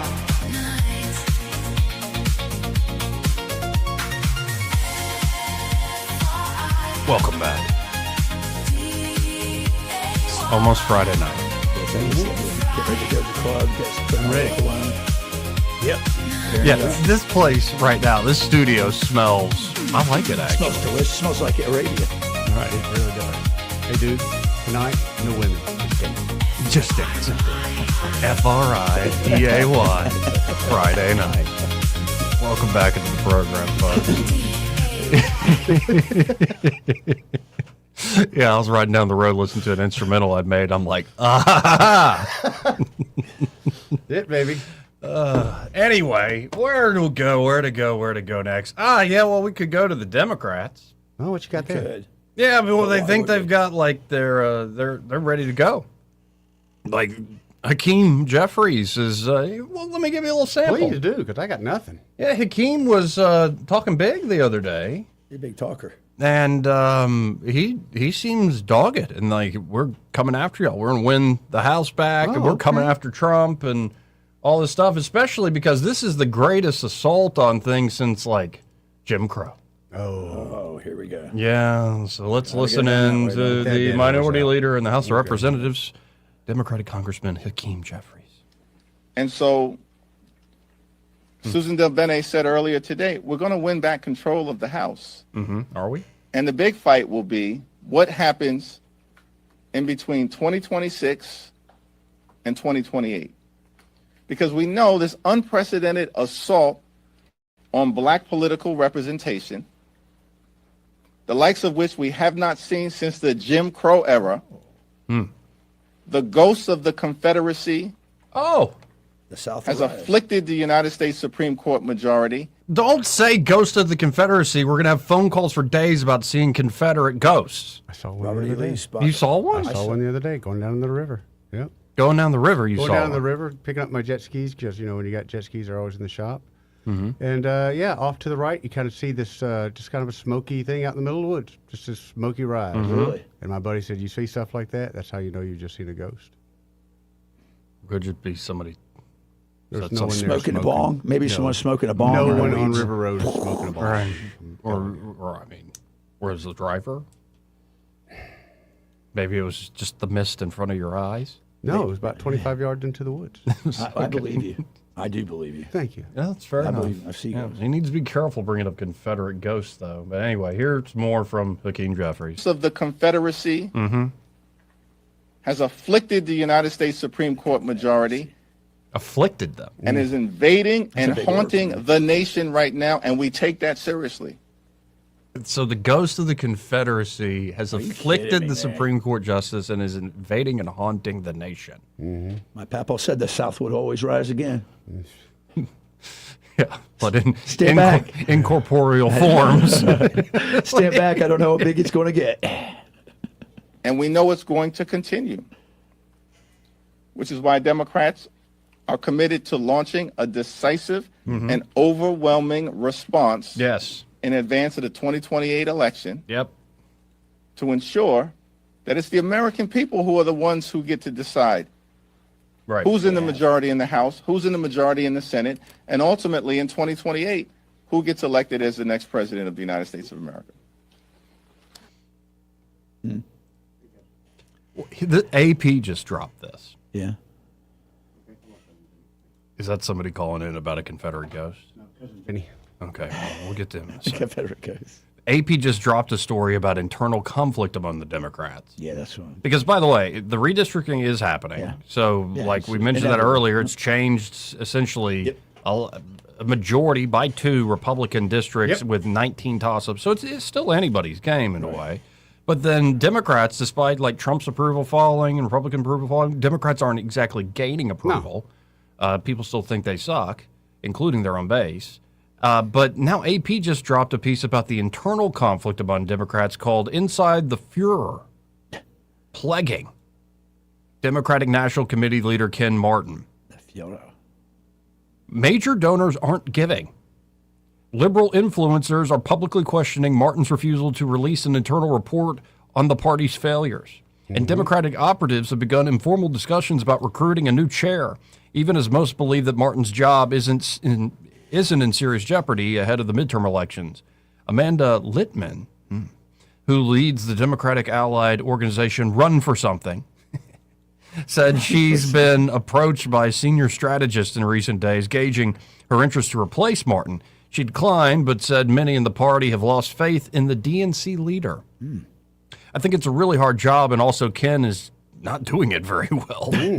Talk about twisting the knife. Well, I'm not going to take it. You got a crap policy. You got crap policies that you're trying to get people to vote for. They're not. They're horrible. You got a bunch of extremists, too. Yeah. But according to this AP report, the disturbance about him is making Martin increasingly paranoid, even inside party headquarters, and could make it harder for them to win in November while undermining faith in the DNC as it coordinates the party's next presidential nomination process. There's also the big money problem. The National Party reported $22.1 million cash on hand, with $18.4 million in debt at the end of March, according to its most recent federal filing. The Republican National Committee, by contrast, reported $116.8 million in the bank with zero debt. Interesting. Right. They're arguing that they're spending money on their efforts. And, well, it just shows, like, well, there's trouble in paradise, man. And when you talk about, Hakeem set us up perfectly, about presidential politics of 2028, who's the presumed front runner still? Right now? They haven't quite decided. Kamala. I'm a better looking person I pray that's the case. than Kamala. Well, Kamala went on a live stream. Oh, no. Wednesday night? Oh, boy. Wednesday night? Is she a little tipsy or no? And the name of the live stream is Win with Black Women. Ooh, that's good. Is that a dating podcast? Or? I'd be down. I know you would. I don't know if you can win that way. I'm sure you'd be down, Eddie. Anyway, on this podcast, the Win with Black Women podcast, Harris said that Democrats need to have an expanded playbook and need to consider radical positions ahead of the 2026 midterm elections, including abolishing the Electoral College and packing the Supreme Court. because it has to be obvious now that we've lost our institutional grip on power. Right. Sure. So we now need to do overt institutional changes to get back our power because, we tried the healthcare pitch and we kind of screwed the pooch there and really just helped out the big insurance companies with Obamacare. That was kind of the plan. They are a ship without a captain. They are rudderless, and they're bankrupt morally. And the thing is, did you hear what he said? He goes, "We take it seriously, and we're going to have a show of force." Basically, you guys can't even figure on anything amongst your own party on anything. I don't get it. Look, this is a moment where there are no bad ideas. The good idea fairies. No bad idea brainstorm. I love those meetings. Is what I'd like to call it, said Harris. I hate those. And I could bring it to a standstill in a hurry. in that no bad ideas brainstorm, we talk about what we need to do and think about doing around the Electoral College. We talk about the idea of Supreme Court reform, which includes expanding the Supreme Court. We invite a conversation about multi-member districts. Multi-member districts. Interesting. How much you figure they're paying her just to kind of hold on? Just She's stay a until we placeholder. find She's just a somebody. placeholder for now. Just Yeah, stay here for possibly. now. She also said we should consider statehood for Puerto Rico. Good Lord. Puerto Rico. We've got to neutralize red states from cheating, including blue states expanding their maps. We've got to fight fire with fire. They're playing to win. Yeah, for the first time in a generation or two. What do you think Puerto Rico would be if it became a state? It would be very much a blue state. Yeah. Why else would she want Yeah, no, that's of course Puerto why. Rico to become a state? Yeah, and D.C. to become a state, too. Oh, but of course. Let's just add senators and see, if you can't win, like the way things are set, you just change the rules of the game. That's exactly what you do. Right. And by the way, all this is fair. Like, for all this talk of, like, you're rigging it, no, you're the one rigging the game and all this stuff, it's like, maybe everybody could grow up and be like, this is actually how the system works. Well, after the stolen election idea, I think it woke up a lot of people in the country and said, "This is how long has this been going on? To what degree? To what level?" And the answer is a lot everywhere. And But after Harris went on the Win with Black Women emergency call, All Roads Lead to the South. That was the name of the episode. All roads lead to the South. Hell, don't make it sound awesome. New York City Councilwoman Vicky Palladino slammed Harris's rhetoric, accusing her of using the language of civil war. Language of civil Democrats have declared the entire electoral process illegitimate because they sometimes lose elections, said Vicky Palladino, who I have no idea who she is. They are prepared to torch the entire country in order to neutralize red states. This is the language of civil war. Senator Mike Lee quipped, well, maybe a few bad ideas. Kamala Harris doesn't think it is a bad idea to destroy our constitutional republic, posted Tom Fitton, president of Judicial Watch, and radio host Eric Erickson. He's still around. Is he still around? Good for Eric. If a Republican were to say these things, the press would excoriate them. But when a Democrat does it, the press treats it as legitimate because the press is on the same side. Yep. Yeah, of course. Anything that goes against Democrat desires is cheating and must be stopped. Or perhaps, again, this is the way the system works. The Republicans should play to win. The Democrats should play to win. Yep. And as we're talking about these big structural things to help us win, maybe we could also advance ideas. Perhaps. That would be novel. That'd be nice. That would be novel. idea. Yeah, But that the would be problem is like the average American voter can be swayed not by his intellect, but by his gut. That's right. And who to hate. It's powerful stuff. And in the case of most of our population here in the state of Alabama, believing R by your name means that you are truly a classical constitutional Republican. No, you're not. Democrat. No. Not in this day and age. We're not there yet. So I spoke to the Admiral. He's on his way back from D.C. He met with Barry Moore yesterday. Yeah. He met with Shamari Figure's group. He met with Tommy Tuberville's group.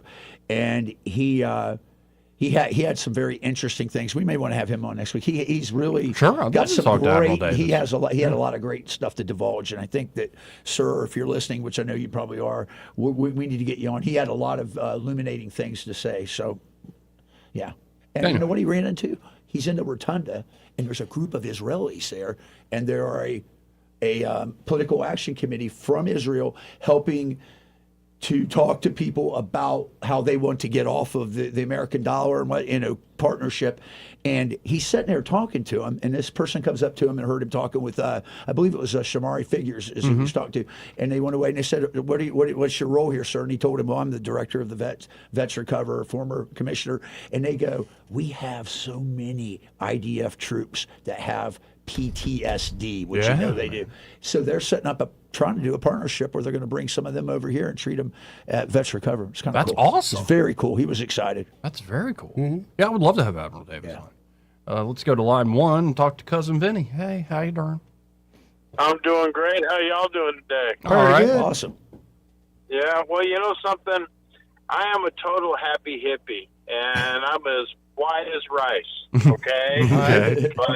And I am born and raised in the South.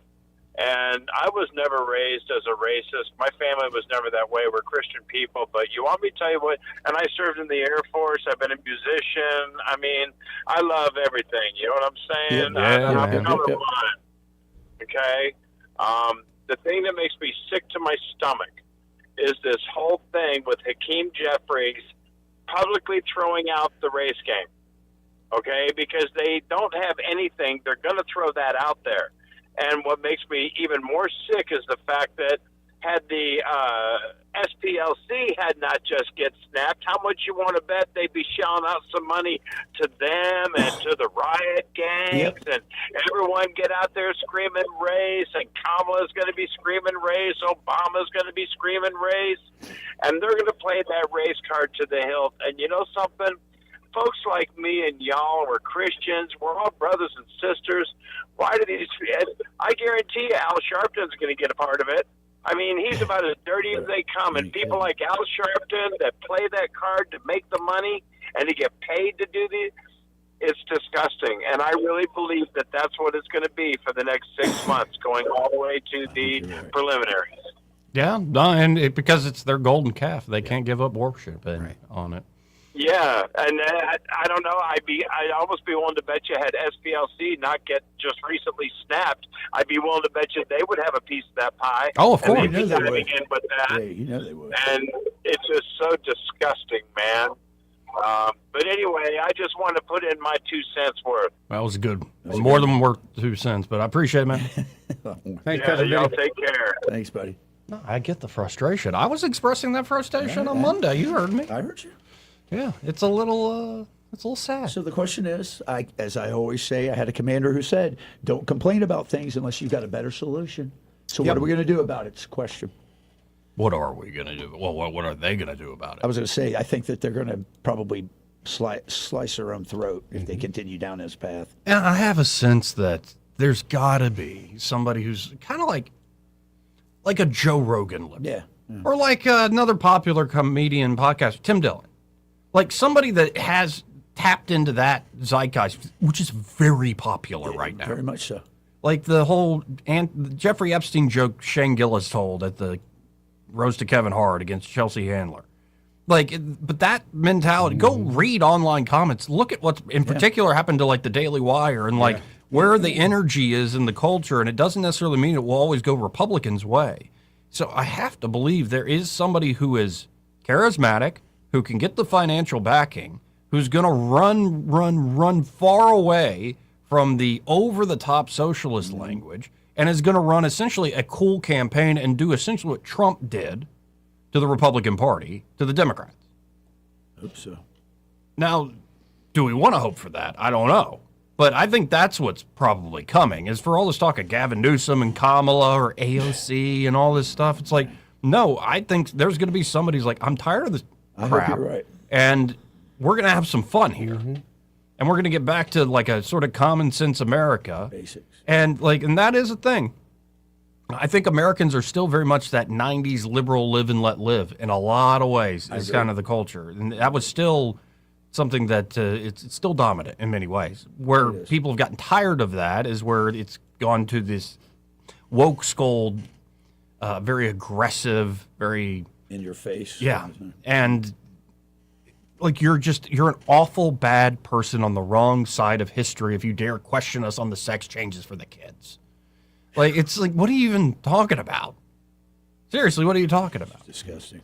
So I don't know. We'll see where they go with it all. But I look at the current crop and I'm like, good luck going up against Marco Rubio or JD Vance. Really. Amen. Seriously. Yeah. After playing both Rubio and Vance the last few days, like, good luck going up against those guys. You get 8 alive. Heck, Ron DeSantis coming back. No. You remember how they did DeSantis dirty, the Trump team? They did. And it wasn't that dirty. It was just funny. Where they talked about how he had lifts in his boots. Yeah. No, I don't. And then you see them because you see these folks in like certain settings. You're like, they're comfortable in their own set at their own press conferences behind the governor's desk and stuff. And then you see him on that debate stage, and you're like, he is kind of a little guy. Like, and stuff like that matters. I'm sorry, it does in these campaigns. Little Marco. 272-9228. 334-272-9228. Oh, Lord, nah. What? Nah, Craig Monger's got a story. Nah, Craig! I already spoke on this. I spoke on this in November. Okay. What did I say? It's a shame that even though Katie Britt's pretty good at this politics thing, she'll never be president. Well, now you got the New York Times speculating on her running in 2026. She'll never be president. I mean, we haven't even elected a dude from Alabama yet. Ooh, we get maybe based upon what I see at Goat Hill, the women might be able to lead here better than the women. Well, we get a woman governor or a woman president from Alabama before Alabama gets the lotto. Ooh. No, I mean, you know, I'm saying she'll never be president because it's a spur to her to become president. But it would be if she pulled that off. That would be like, I don't even care about ideology at that point. That would be entertaining to watch somebody. You would vote for from just Enterprise. For the entertainment purposes? Yes. I'm so proud of you, Joe. No, it would be kind of incredible to watch somebody from Enterprise, Alabama, become the first. Okay, well, hold on. You find It'd that be awesome. entertaining, but you won't give Jermaine Brown a vote for governor because that won't be entertaining? Tuesday night's twerk night at the governor's mansion. Yeah, but then he's doing stuff where he's got like an apple in his mouth and stuff. I don't know. Probably got a pile of baby oil out back too. There, yeah, like I don't want Diddy parties over there at the governor's mansion. They got some baby oil there. Do we got a pool? And plus, I'd like him better if he just dropped the pastor thing. Like, just be you, man. That's who he is. Yeah, I guess. That's who he is. It's amazing. Father Guido Sarducci, you never run to him. And like, tell if me you he want to dropped just it? commit all sorts of public sins, just put Reverend in front of your name. Bishop. I love when they do the bishop and not thing. like a proper bishop. No, not at all. Right. Like they got it out of a cereal box. I went online, now I can marry I'm people. a Unitarian minister. Right. Unitarian. Yeah. The bishop. I love that. I'm like, this guy can't even speak. No, for the entertainment factor, I mean, I think it would be a lot more fun to watch Jermaine Brown than Doug Jones do his sad boomer stuff. I can't believe the amount of people that are taking Jamel seriously or thinking that people are taking him He's putting out those poll numbers, which I'm wondering who's writing those polls. Come on, man. Somebody with a computer sitting at home. Come on, man. No, but apparently, I got on this because Craig Monger just wrote this up. Alabama's own U.S. Senator Katie Britt was recently featured in the New York Times, an article there speculating that she was on a relatively long list of possible candidates for president after the term-limited Donald Trump leaves office. The piece was admittedly speculative, listing prominent governors, senators, House members, media figures, and other politicians in Trump's orbit. The New York Times mentioned Britt alongside prominent Republican senators, including Ted Cruz. No. Yeah, you think he's got a shot? He's probably going to run again. He ain't got a chance. After this whole spat with Tucker. And there's always people like who want Tucker to run for president. And I'm like, I don't know. I don't know if Tucker's I think both Cruz and Carlson have gored one another so much that it's like, I don't think that's Ted Cruz looks like a pelican, man. He's like, he's got that little chin thing going on. Tim Scott. Yeah, maybe too sexy. Right said Fred. It's not going to be Tim Scott. Rick Scott. It's not going to be Rick Scott. Probably not. However, Britt's face was the center of the piece's headline. Well, she has a prettier face than any of the other ones. And the piece noted that she was well liked by Mr. Trump and the party's donors. It was speculated earlier this year after a CNN report that Trump and Britt were at odds, allegedly due to the senator's criticism of a social media post Trump had made and then deleted. Britt's team shot down those claims. Regardless of any perceived riff, Britt was recently seen standing behind Trump during a bill signing, exchanging pleasantries. Yes, she did. I hope she always remains loyal to me so I can continue to support her. that was the ultimate don't disappoint me. Hold on. Who bowed down and kissed whose ring? Trump kissed her ring. Okay. Yeah. That's not forget that was another one I wrote. Yeah. Mm-hmm. No, because the initial thought was Clark Griswold. Yeah, kiss my ass. Yeah. Yeah, but I thought ring was a little Ring more was appropriate better, than kissing of especially that time of year. behinds. But yeah, as Trump said, I hope she always remains loyal to me so I can continue to support her, which is a hilarious thing to say. That's great. Like, that's definitely a backhanded little barb. It And then definitely was. she just said back, you've got it. I would hate to go against her. That will never happen, Katie, right? The president asked. That's right, sir, she responded. Never. Yeah. No, I started thinking about this when I'm like, why am I seeing an ad for her during Thanksgiving football? Yeah, she's... And then why am I seeing a New York Times profile on this deep dive on giving a personal profile of her? I'm like, huh, interesting. In all seriousness, she has the chops. Maybe not, if I'm being blunt. The State of the Union response was a huge crap at the bed moment. It was. But, Rubio had the same thing. Remember when he had to reach for the water because he was parched? I do. So there's always, sometimes you can just make a big splash, you get into the American imagination, and then in a few years the country changes, the zeitgeist changes, and you're right there. Because anybody that wins this, obviously it takes a lot of talent, effort, and intention. There's a lot of destiny involved in this crap. There's no doubt about it. Like the Trump stuff, you look back on it, you're like, this can't just be human. There's something else going on here that seems, I don't know if it's divine or what it is. I'm not going as far as that lady pastor. Don't do that. Does the prophecy Don't stuff. do that. She's Don't do that. Crazy. Anyway, that cracks She's me a up, witch.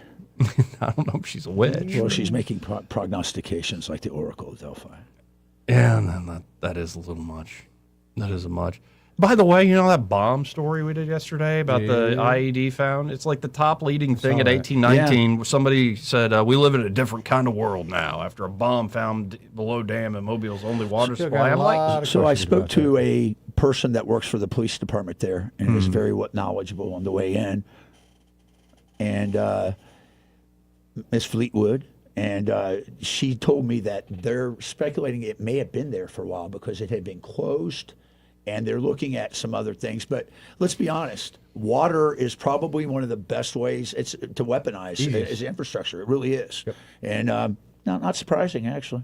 So we'll see. But you would think on infrastructure like that, they'd have a camera. Yeah, they should. I mean, it's just they should. In fact, there was it Birmingham? There was another place where they stored one, and they did have the cameras, and they saw somebody stumble in and pee into the big tank, and they had to dump it all. They literally had to dump it all. Millions of gallons, but hey, one drunk guy peeing in it, and the water's got to go. The Mobile Area Water and Sewer System, MAWS, Public Relations Manager Monica Allen told 1892 News the discovery was alarming. MAWS owns 9,000 acres of federally protected land surrounding the dam. We say it's protected, but anyone's driving over the dam, it's open, Allen said. The water system has surveillance cameras around the dam to monitor activity, so they do have cameras. Nobody saw nobody put a bomb in? MA's staff work frequently on the dam. Allen said she is also thankful no one was hurt. Our staff is on that dam, if not daily, every other day. I still want they looked down, they saw something, they said, Bomba? How did they know there's a bomb there? They did it in Turkey. They write Bomba on the box. They do. They write Bomba. For a second, I thought that was a Super Mario reference.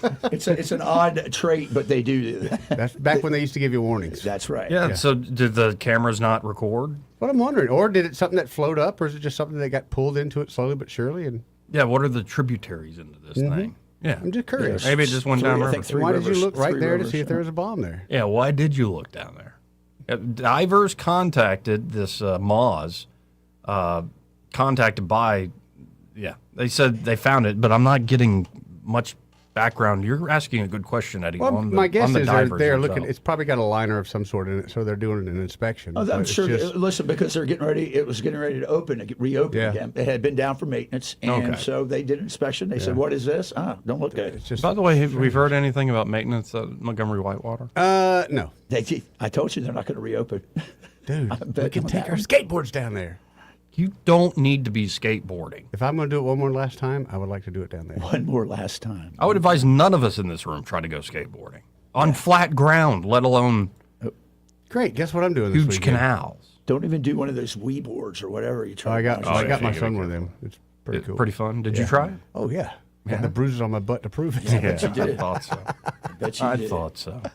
Okay, here's a story from 1819 News that at least caught my eye, maybe not other people's, but a proposal to shoot stray dogs with a .22 caliber rifle has been causing an uproar in Sylacauga. The proposal was first publicly discussed during a work session of the Sylacauga City Council. Are you upset with the calibration of the gun or what? Numerous reports of stray dogs along the Highway 280 corridor have prompted city leaders to address the issue. Mayor Matthew Hubbard has asked residents to stop feeding the animals because animal control cannot get the dogs to enter baited live traps. Hubbard contacted 4 companies certified in coyote trapping, and he said only one replied with a proposal. Hubbard sent the proposal to council members on May the 3rd. The proposal by Green Landscaping and Maintenance outlined 3 options: sedation and collection, on-site dispatch, and trapping and collection. For sedation and collection, Green Landscaping would work with a local veterinarian to sedate feral dogs and transport them to animal control for $3,969 per dog. I don't know if that's per dog or if it's just the total contract. Whoever submitted the proposal to use a .22 is not very smart. For and not very on-site technical. dispatch, a 223 Green maybe. Landscaping staff member, accompanied by a Sylacauga police officer, would shoot feral dogs after business hours. After business hours, you get in trouble. After business Be back hours. after 5. The dead dogs would then be disposed of by local animal control. That option was $12,696 Per dog. Killing costs money. We're in the wrong business. We are, man. For trapping and collection, Green Landscaping would set 12 offset foot traps in high impact areas and bait the traps for $4,680. Repeat visits for any of the options was proposed at $3,459 per visit. So it sounds like you have an upfront cost, and then each visit to go do this operation is going to cost you another $3,500. Council member Nate Brewer said he supports all options because he has family members living in the area and wants to ensure resident safety. I get the safety part. Sylacauga Police Chief Rondell Muse said he supported all options because there have been dog attacks and he wants them to stop. Council member Laura Barlow Heath said the area in question in her district is in her district and that she has not been notified of the alleged attacks. Hubbard refused to answer questions when a large number of community members came to the work session, but said he would meet one-on-one with citizens. The proposal was leaked to the public before the city council was presented with the information. Councilmember Greer Bizigani Oh, sure. requested an investigation into the leak. The council was expected to vote on the matter at its May 21st council meeting, but the vendor has rescinded the proposal. Why did they specify a .22? That's a terrible caliber to use on Just a dog. sound is the only thing I can do. But in the world we live in today, you can make a cannon quiet. So I have an update from my source with the Mobile Police Department. Yeah. The actual story is this: that it was buried 8 to 10 feet under the ground, and it was discovered on, I think, a sub inspection. And they believe it may have been there for quite a while. Had to be for that deep. Thank you for that update. Thank you, Fleetwood. Agent Fleetwood. Anyway, this part of the program brought to you by Montgomery Men's Health. And there at Montgomery Men's Health, they're ready to help you fellas out if you just don't feel yourself anymore. You don't feel like a man. That's right. Yeah. Like you feel wiped out when you wake up. The waistline's creeping bigger and bigger. Your bedroom confidence is slipping. Heck, your confidence in your everyday life slipping. A job you've been doing for decades, now you're second-guessing yourself. Yep. No fun. You feel it. Everybody else notices. She definitely notices. I don't. I'm on testosterone replacement therapy. There you go. Get by Montgomery Men's Health. Because it could be a testosterone issue. It could be you have more of an acute problem, like, say, something like ED or PE. Yeah, absolutely. Could be, though, you just want to up your game, get on some peptides like NAD Plus for that extra mental focus and energy, or what is it, Simorelin for that growth hormone? Yeah, Simorelin? Growth hormone. Yeah, Teptropin and Simorelin. Yep. It's pretty great stuff. They can get you. They can help you out across the board there at Montgomery Men's Health. Just call them today at 440-3663. That's 440-3663. Or you can book online in under 30 seconds at MontgomeryMen'sHealth.com. Montgomery Men's Health, for every man in every season of life. Want to carry News Talk in your pocket? Download the News Talk 93.1 app from the App Store. Available on iPhone and Android. Never miss a moment. Download now.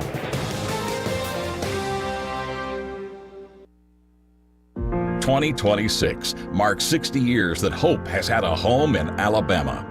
At the Alabama Sheriff's Youth Ranches, children who've lost everything through no fault of their own have found something priceless. A safe place to live, a loving Christian family, and the chance to simply be kids again. Here, boys and girls grow up surrounded by care, guidance, and faith, learning right from wrong, learning responsibility, learning they are valued and that their lives have purpose. As the Alabama Sheriffs have believed for 6 decades, it's easier to build boys and girls than to repair men and women. These former ranchers are now teachers, parents, business owners, and leaders, living proof that love, structure, and faith can change a life forever. As the Alabama Sheriff's Youth Ranches celebrate 60 years of serving Alabama's children, you can help ensure the next child has the same chance. Learn how you can make a difference at AlabamaSheriff'sYouthRanches.org. 60 years of building lives, and we're just getting started. A man who's done a fantastic job, Sheriff Matt Gentry. Thank you. When Alabama families needed protecting, Matt Gentry answered the call. For nearly 30 years as a Marine, a deputy, and now the Sheriff of Coleman County, he's stood between us and danger. Now, Matt is taking that same no-nonsense approach to the Public Service Commission to stand up for Alabama ratepayers and fight back against liberal green energy agendas that threaten our way of life. From small farms to front porches, people deserve someone that will fight for them, someone who understands them and understands their struggles. I'm Matt Gentry. I'm asking for your prayers, your support, and your vote for the Public Service Commission. Because Alabama doesn't need more politics. It needs a sheriff. Paid for by Gentry for PSC. P.O. Box 655, Coleman Avenue, 35056. This is your roving reporter. Today I'm talking with a man from outer space. What's up, Earthling? I see you've landed your spacecraft over there in that field. That's right, man. My question is, why have you landed here on our planet? I came to see David Ernest. The asset preservationist? Yeah, man. I wanted to see if he would take a look at my portfolio for me. Well, before you make the trip over there, call him on his toll-free number, 833-596-7233. And I understand those last 4 digits spell out the word safe. That is correct. Funny thing happened the last time I came to Earth. What was that? I went to the Walmart, man. Yes? And I accidentally went in the back door. How did that work out? Well, they stopped me and very gently told me that I needed to go around front and come in. And then what did you do? I said, cool, man. Take me to your greeter. You flew millions of miles just for that. Hey, man, I don't ride them. I just read them. Paid for by McGinnis for Alabama, 203 Investment Lane, Summerdale, Alabama, 36580. Hillary! Hillary! I'm really feeling my pain. I sure could use a 5-point plan right now. I'm Christina Warner McKinnis, and we all need the 5-point plan for Alabama farms and families. Better food security. They should be able to buy Alabama rotisserie chicken with SNAP benefits, not margarita mix. Guide more farmers to the millions of dollars in grants they deserve. Protect our farmland from China and promote sweet-grown Alabama for tourism. We need more Alabama food on the plates of our schools and home. It's time to tell the politicians in Montgomery, same old is not working for us. Christina Warner McKinnis for Agriculture.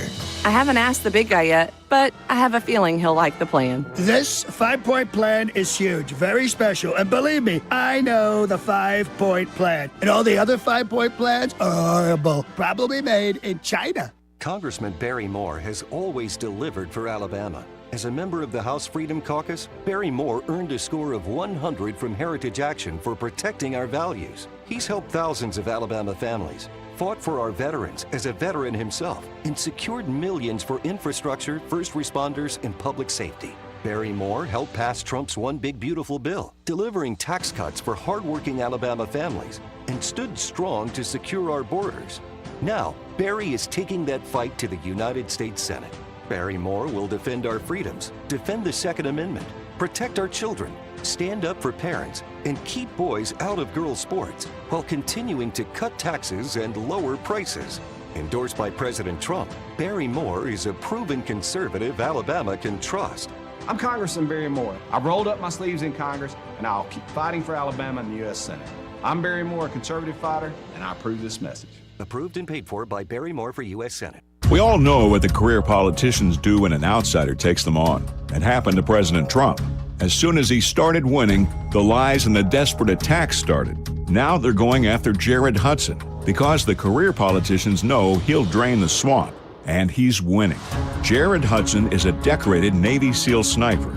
He started a small business to train law enforcement and a nonprofit that fights human traffickers. Jared's a seventh-generation Alabamian, husband and father, running for Senate on the America First platform, securing our elections, deporting criminals, protecting children, and hitting the career politicians where it hurts. Term limits, stock trading bans, and if they don't pass a budget, they don't get paid. No wonder the insiders are scared. Jared Hudson for U.S. Senate. Alabama Conservatives is responsible for the content of this advertising. Paid for by Alabama Conservatives. Not authorized by any candidate or candidates committee. www.alabamaconservativespac.com. This hour of News and Views is brought to you by our good friends at Cole Plumbing, 279-8919. Cole Plumbing is number one in the number two business. You don't have to dig a hole. They have proprietary pipelining technology. Ask them about their tankless water heaters. Remember, when you have trouble with your bowl, call on Cole.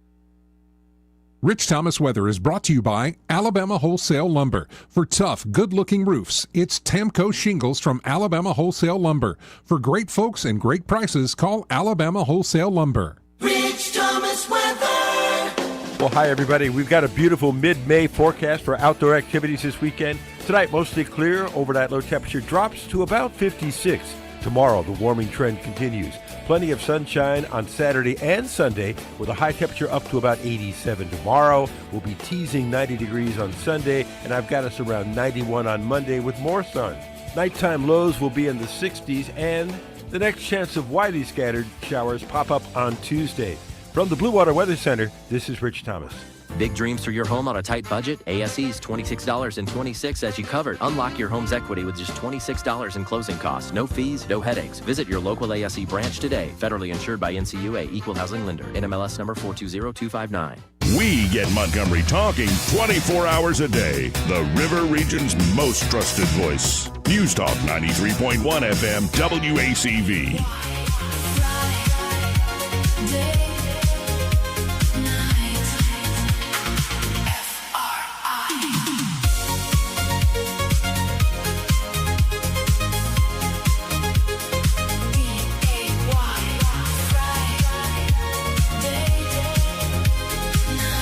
Oh, crap. The cameras are on. Let's go to Papa B. And we also have Clark. We got to be fast, gentlemen. I'm sorry. I got talking too much. What up, Papa B? I'm going to do the best I can real quick. So, yeah, a lot of interesting things on this UFO type stuff. It's been said in the past that, there were cryptic words or messages that, the astronauts would send back to Houston, with various terms that, these conspiracy theorist type folks over the years would kind of say, okay, that meant this, this means that. One of them now is starting to make sense, one of them was, I believe it was Apollo 8. Frank Boardman, maybe, was the astronaut's name. He said, yes, Houston, there is a Santa Claus. And, of course, it was during the Christmas time, right. So everybody said, well, it's, just for the kids.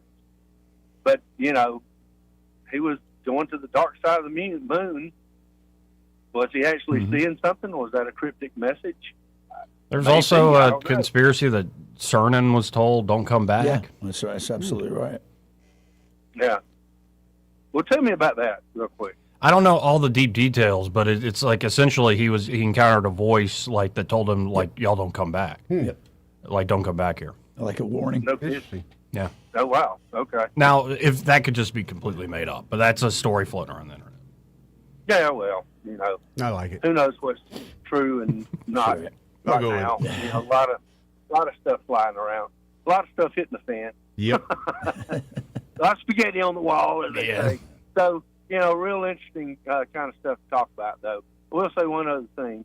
There was a meteor, I believe, that impacted the moon, and they said, I've heard, that it rang like a bell and did so for hours on end. Yeah, there was a vibration. Yeah, I've heard that too. It kind of, they, you know, so because this hollow moon theory, BS, I don't know, but it kind of makes me wonder if the moon is not just like a giant geode or something. That possible. The Death geode Star. is for folks that's, you know, smooth on the outside, but it's all crystal on the inside. The crystals are so pretty. It's the Death Star. We haven't drilled very deep into the moon, have we? No. He likes it when I talk you'll sweet. find out sooner or later. I sure do appreciate y'all letting me call in. Hey, thank you, Papa B. Thanks, Papa B. Got to hit another break. We'll be right back. He may not know whether he's coming or going, but whether you're going to work or coming home, Greg Budell is there. Mornings 6 till 9 and afternoons 3 till 6. Only on News Talk 93.1 FM WACV.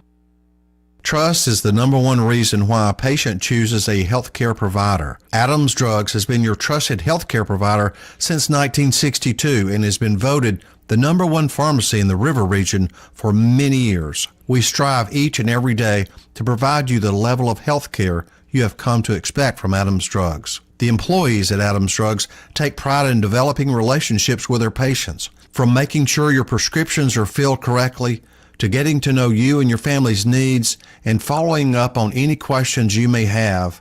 Adams Drugs employees deliver top-notch service. We ask you to visit us at any of our locations in Montgomery, Prattville, Wetumpka, Millbrook, and Pine Level Marbury and give us a chance to earn your business.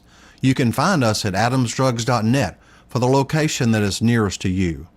Adams Drugs is your local, independently owned Health Mart pharmacy. Health Mart, taking the time to listen and care. For too long, Alabama's statewide news companies have shamed us for our conservative Christian values. Alabama deserves a news company that cherishes our culture, a company that isn't bought and paid for by the powers that be. 1819 News is that company. Run by Alabamians for Alabamians, 1819 News celebrates what is good and beautiful about our state, while exposing those who work against our values in secret. Just go to 1819news.com to learn more. Subscribe to our newsletter. That's 1819news.com. Hi, I'm Carl Schmidt, naturopath and owner of the Herb Shop Wellness Center at 8161 Vaughan Road. You know, with over 30 years experience in natural wellness, I've seen countless health fads come and go. A few years ago, we added a patented technology that actually activates your stem cells. It reverses the aging process at the cellular level. However, you do need proper hydration and targeted nutrition. At the Herb Shop, our advanced scanning and testing technology allows us to accurately assess your nutritional needs and get a customized plan for you. Come in today and see what the Herb Shop can do for you. This hour of News and Views is brought to you by our good friends at Cole Plumbing, 279-8919. Cole Plumbing is number one in the number two business. You don't have to dig a hole. They have proprietary pipelining technology. Ask them about their tankless water heaters. Remember, when you have trouble with your bowl, call on Cole. If it concerns your community, you'll hear about it on News Talk 93.1. News Talk 93.1 FM WACV.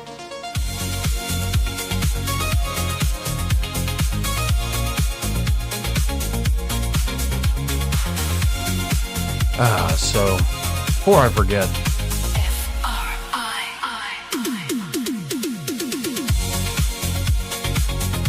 this part of the program brought to you by Ray Bowles there at Prattville Carpet. Now, he's been away. A little bit. And having fun, I think. I feel like he's working on his dance moves. I think he's being a good granddaddy.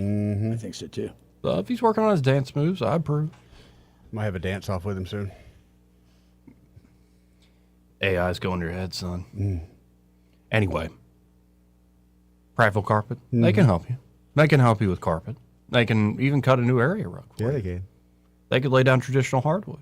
Or say you've got this 900 square foot garage you don't know what to do with. We can lay the epoxy floor down and make it a disco parlor. And it's even hard to describe that because there's so many different ways you could lay down epoxy flooring. So many different finishes. It's so many different things you can think of. You can come up with your own custom. There's a million different things you can look up, but one of the best ones I saw, it looks like outer space. It just looks so And you can clean up cool. vomit. You can clean up beer. Oh, yeah, it's right on top. Anything. It don't matter. Yeah. And then maybe you want to redo the kitchen or the bathroom. Need some ceramic tile. action. They can help you out. Free estimates, too. Yep. Yeah, free in-home measurement and estimate. So you just call them up at 285-8117. They'll come out and do that free in-home measurement. You pick out what product you want to lay down, then they'll get you the price, get it done, just that simple. So y'all check out Prattville Carpet today. Again, that number 285-8117, and be sure to tell them that Joey, Eddie, and Troy, those fellas on the radio, sent you. Did we learn anything today? I think we learned some stuff. I did. I learned a lot. That Hakeem Jeffries is talking out of his butt. Yeah, we definitely learned that. We contemplated how the mystical theological ties up into the weird sci-fi scientific with cool. Lue. Yeah. That was good. I enjoyed that. We learned that they got stray dog problems out on 280 near Sylacauga. They got bad solutions. Yeah. Getting a landscaping company to be mercenaries. Katie Burritt for president. Yeah, the New York Times is putting her front and center. And I keep saying she's never going to be president. Like, we haven't even elected a guy from Alabama president. Oh, my God. Just stop trying to make fetch happen. That's how much we're ready for a woman. Yeah, I think so. Yeah, I was telling them off air, maybe we are in the time of the judges. Very well, maybe. Check out Deborah. Yeah. And beware of the lady in the tent with the tent spike. Jael? Yeah, she is vengeful. Lay down. You must be tired. I am. Safe in here. I am tired. Now that I think of you, I'll just take a nap here. That's right. I am so tired. It's like, and your husband was friends with me, right? It's like, yeah, sure he was. He was wonderful. He was your slave. Go to sleep. Anyway. We're out of here. Happy hour. See ya.